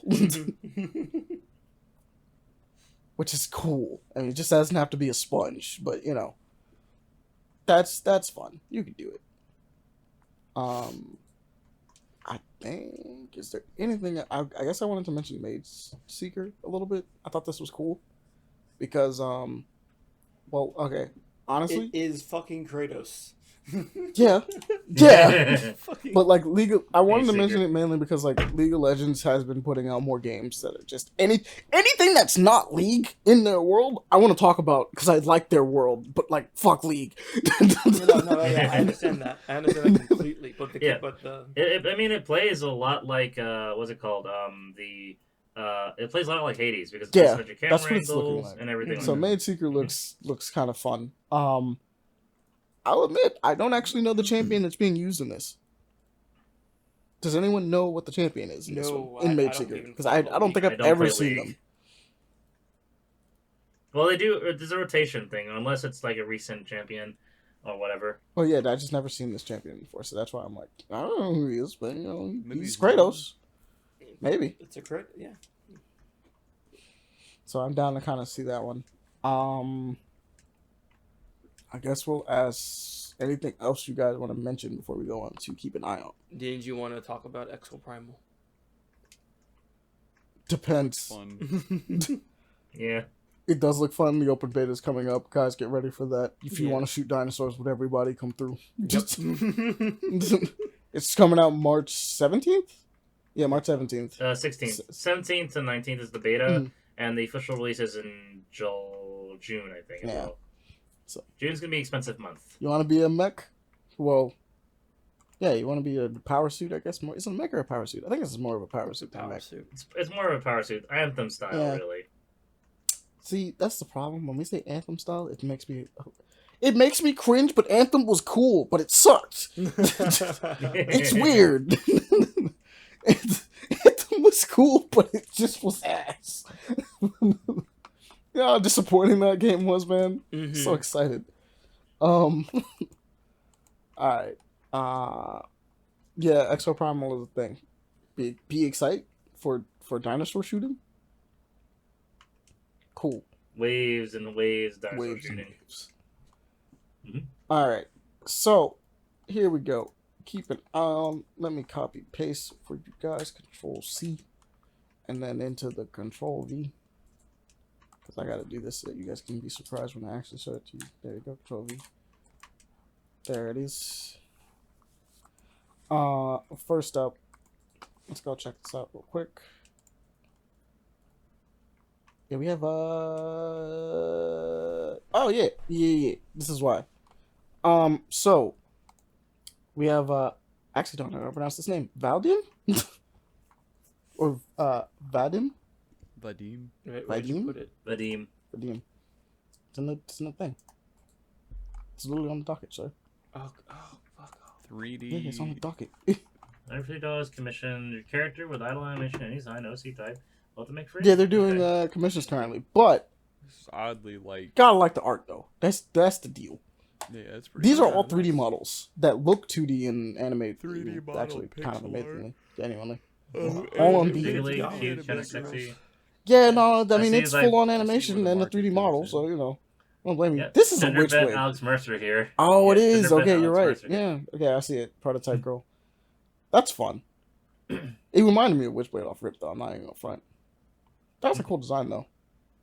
Damn, it kind of makes me wish that there was actually like a female. It kind of makes me wish there was another prototype game, actually. Admittedly, that's what it makes me want to do. But all of them are on like this. They have multiple poses. They're animated really nicely. Several different, like, usually to some music. Actually, I'm pretty sure it's all to some music. Yeah, it's all to music on beat and stuff like that. A lot of genuinely really good effort goes into these. So I was like, hey, yeah. Good Oh, job. look. Gundam one he did. That's dope. Was it Gundam one? I don't think I saw the Gundam Yeah, one. look down further until you see the blue mech. Looking for the blue mech. Looking. It's not all just, sexy girls. Yeah, a lot of them seem to be sexy girls. Oh, yeah. No. I did see the blue mech before. Speed Oh, Gundam. we lost someone. Yep. I think we lost Paul. Damn. Yeah. Should we pause? Nah, keep going. Okay. Alright. What else? Let's see. Oh, damn, I didn't realize it was this late. Okay. Making Haunty. Yep, make a haunted Game by about Leo. ghosts. Yes. It's a game about ghosts. The art style on this is fire. Whoa, okay. Oh, I lost internet for the Oh, night. okay. Well, you can upload it. It's okay. Yeah, no, the art style on this is fire. I love how this looks. It has Oh, this it's really really nice cool, color splash, like drawing book kind of thing. It's like it's like textured and everything like that. It's really cool. Yeah, I like it. It's very interesting. Light stamped, everything etched design for it on the background. I'm trying to understand the gameplay here. It looks like it's a collectible, third-person isometric movement. I think partially a shooter. I can't quite tell. Yeah, you know what? I'll admit the gameplay's a little hard to describe. Mm-hmm. I will admit that. Because looking at it it might be just an adventure game, genuinely. Because I found that games that tend I'm to not do having that, it fun might with just that. be I'm an just trying to adventure game. understand the mechanics. Yeah, because one of the first things, if any game I understand, I try to strive for to understand is indeed the mechanic. Oh, yep, there's the shooter mechanic. Yep, Oh, it's a possession. You can you can possess so it because you're a throw ghost. spells. You're a little ghost. Okay, and that's how you do So it. yeah, I'm You pretty do sure it it's an to- adventure game. It looks fire though. Haunty. Okay. Haunty looks like a vibe. It's That's really cool. beautiful, guys. Check it Yeah. out if you And like a little bit of something peaceful. Splatoon mechanics because you shoot the ground and the color change up change the color as well. That's dope. Yeah. Plus, Neat. the color, Nice the color's animation black. style, Yeah, I like it's that. a really cool animation style. That's kind of the whole reason I had to do this too, because I was like, look at it, look at this, Mhm. it's beautiful. 80 Taizé is the next one. Yep. All right, let me click on that one. Storyboards, artist specializing 2D action. Currently looking for work. Lego. Yeah, currently commissions are closed, but we got to look at some dope animation stuff and artwork from them. Trying to see. Does he have a? Does this one have a show what stuff he's worked on in the past? He's a storyboard artist. You know, Because I'm trying to see like his art direction looks familiar. He worked on the first storyboard credit for the Lego Monkey Kid film. Okay. But I like it has like this very blocky Oh, style. he worked on Moon Girl and Devil Dinosaur. Oh, dead ass? Oh, bet. Yeah. He's a key frame animator. Okay. Awesome. One of them. They have like a really blocky style to them. It's really sick. He does drawings for some of his D&D campaigns and stuff like that, which is kind of fun. Yeah. Just something that honestly we might need to do too. D&D. Kirby. It's like, but I think the style is really cool. It has a lot. The style, the art style has a lot of style to it. Honestly, Mm-hmm. a lot of little bits of like exaggeration and expressions with Okay, so I did not know this is a thing because apparently it's a thing only in China. Lego apparently took Journey to the West and turned it into a Lego game. You know what? That makes sense. Or a TV show. I can't quite tell what it is. I think it's a TV show. It looks dope. No, that makes It looks sense. dope, It's though. really good. I need to watch it, but apparently it's really good. But yeah, 80s Journey to sequential the West artists. Lego. Hell yeah. 80s sequential art is kind of crazy. It's kind of sick, honestly. I like it. Mhm. Very flowy. You can see it in all the drawing that they have here. It all Mhm. flows nicely. Mm-hmm. Neat animation style. I think this, like, based off of just some of the frameworks on when you're just doing the basic storyboard stuff, looks like it flows somewhat out of like the Into the Spider-Verse style. Oh, no, I think it's. How it flows just by some. Oh yeah, storyboard like just some of the clips I things, see. like the use of movement and Yeah. things like that in it. Yeah, okay, Mhm. I can see that. It's very nice. Lastly, let's go over to. Axiom of Maria, Studio Ganzit. So this Yep. is a game, Axiom of Maria. Sort of action adventure game, somewhere between anime and movies. This one looks like it's fun. Obviously, Oh, that's nice. whoever's been playing this has played Ghost in the Shell. Also, it's extremely pretty. This is also, fair warning. This might actually cause seizures in some instances. I ain't gonna front. A lot of neon, lot of neon. I was Oh, like, no, I will give that fair shit, warning. okay. Literally, Also, So many particle obviously, effects. So many particle someone effects. clearly played Final Fantasy VII. yeah. Oh yeah, I see that level. This Yeah. one down is just fucking seizure warning right there. Mhm. Yeah, And the one after that is literally just a bike level from that's what I'm Final saying. Fantasy It's remake. literally the bike level. It's not only is it the bike level of Final Fantasy VII, it is specifically the bike scene from Advent Children. Mm-hmm. More so, because it's like the same bike. It's like down. It's basically the same bike. Yeah, no, this is cool though. Glitching particle. It's super worth looking into, yo. How about 90% of dialogue? Okay, he's almost done with 90% of the dialogue currently. And it's completely story. It's mainly story driven, right? I think so. Oh, it gets really trippy in this Story house. Like driven there's action. this art deco looking place, but weird art features just being installed. Like there's a whole painting that fills in with a C inside the Oh room. yeah, like, no, what the that's fuck? cool. Gravity changes. Gravity changes. Gravity changes. Gravity changes. That's a strange. Like okay, the location shifts gravity center. Okay, interesting. Yeah, no, this looks like it's a fun time. I can't wait to actually see how. Hey, third person wall jumping. Hey, As a character action game, you don't see that actually in third person action games like this. that's true. You're not wrong. No, No, it doesn't. It doesn't happen very often. I guess I should say. Mhm. But it's coming along. The only other game I extremely think of that did that was Ninja Gaiden, but that was a while back. Prince of Persia too, but yeah, you're not wrong. I guess Ninja Gaiden was the most recent. No, No, wait, that's not true. Sekiro. What's it called? Had it? Darksiders. Darksiders had it. Darksiders 2 at least, and I guess I don't know if Darksiders. I don't know if 3 did. I know Death definitely did it. 3 did not 3 have it. didn't. Def did But have Def it. definitely because 3 did was have more it. Souls-like. Yeah, three took a lot of inspiration from the Souls games. I always liked that about the Darksiders games. That they took inspiration from each, like from a different genre, whatever's popular at the time. I'm assuming. I don't know why Genesis went with a twin stick shooter one though. Yeah, no, it's just doing that. It's just a smaller game. I mean, I liked it. I'm not complaining. I'm just saying like that's just what they did with that one. Each game is different, a little different. Didn't Sekiro have like 3D wall jumping?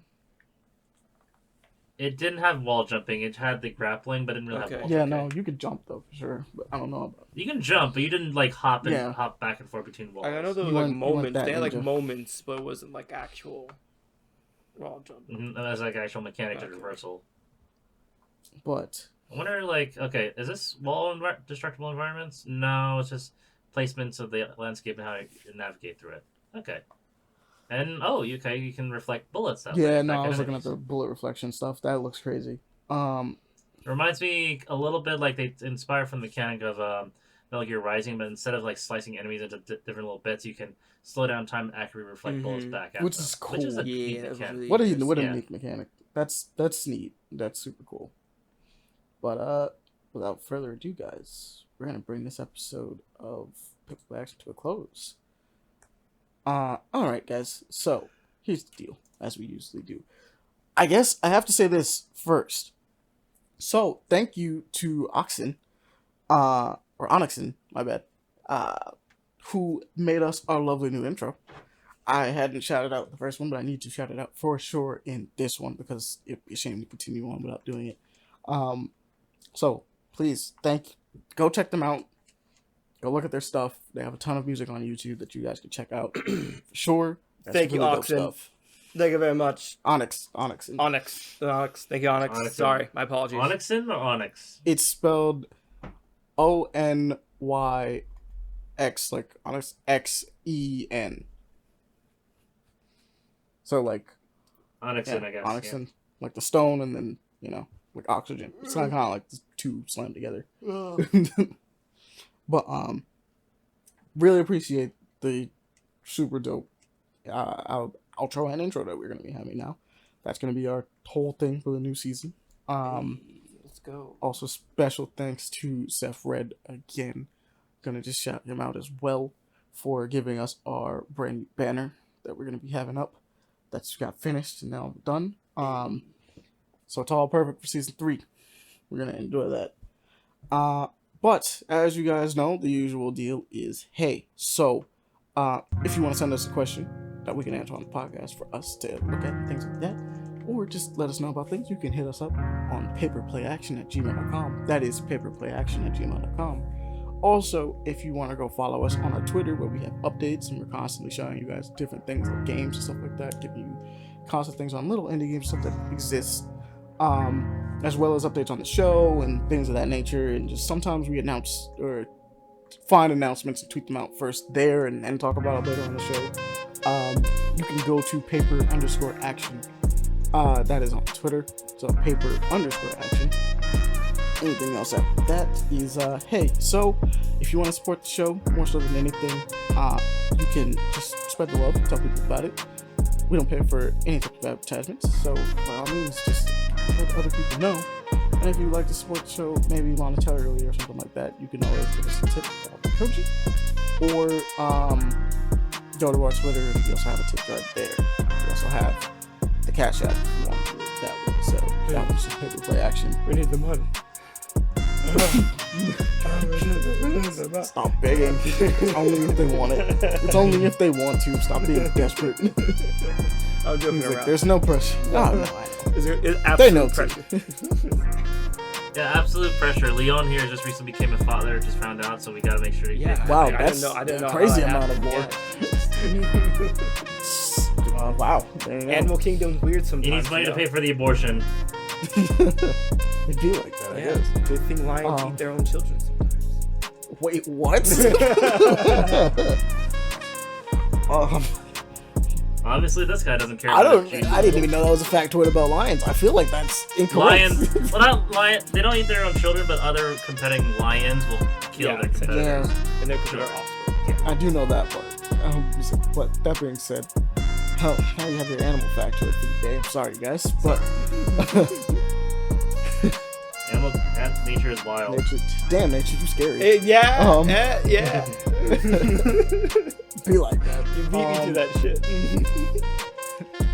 But without further ado, guys, we're going to take our leaves. Thank you all for joining, coming together, and listening to the show. Once again, spread the love, talk to people about it, let people know about the show. If you enjoy it, just tell people about it, and people can talk about it like that. Everybody gets to enjoy themselves. We can talk about the latest episode with friends, talk about the conversation, Talk about the nonsense. try to do our best with that. The weird thing. Yeah, weird.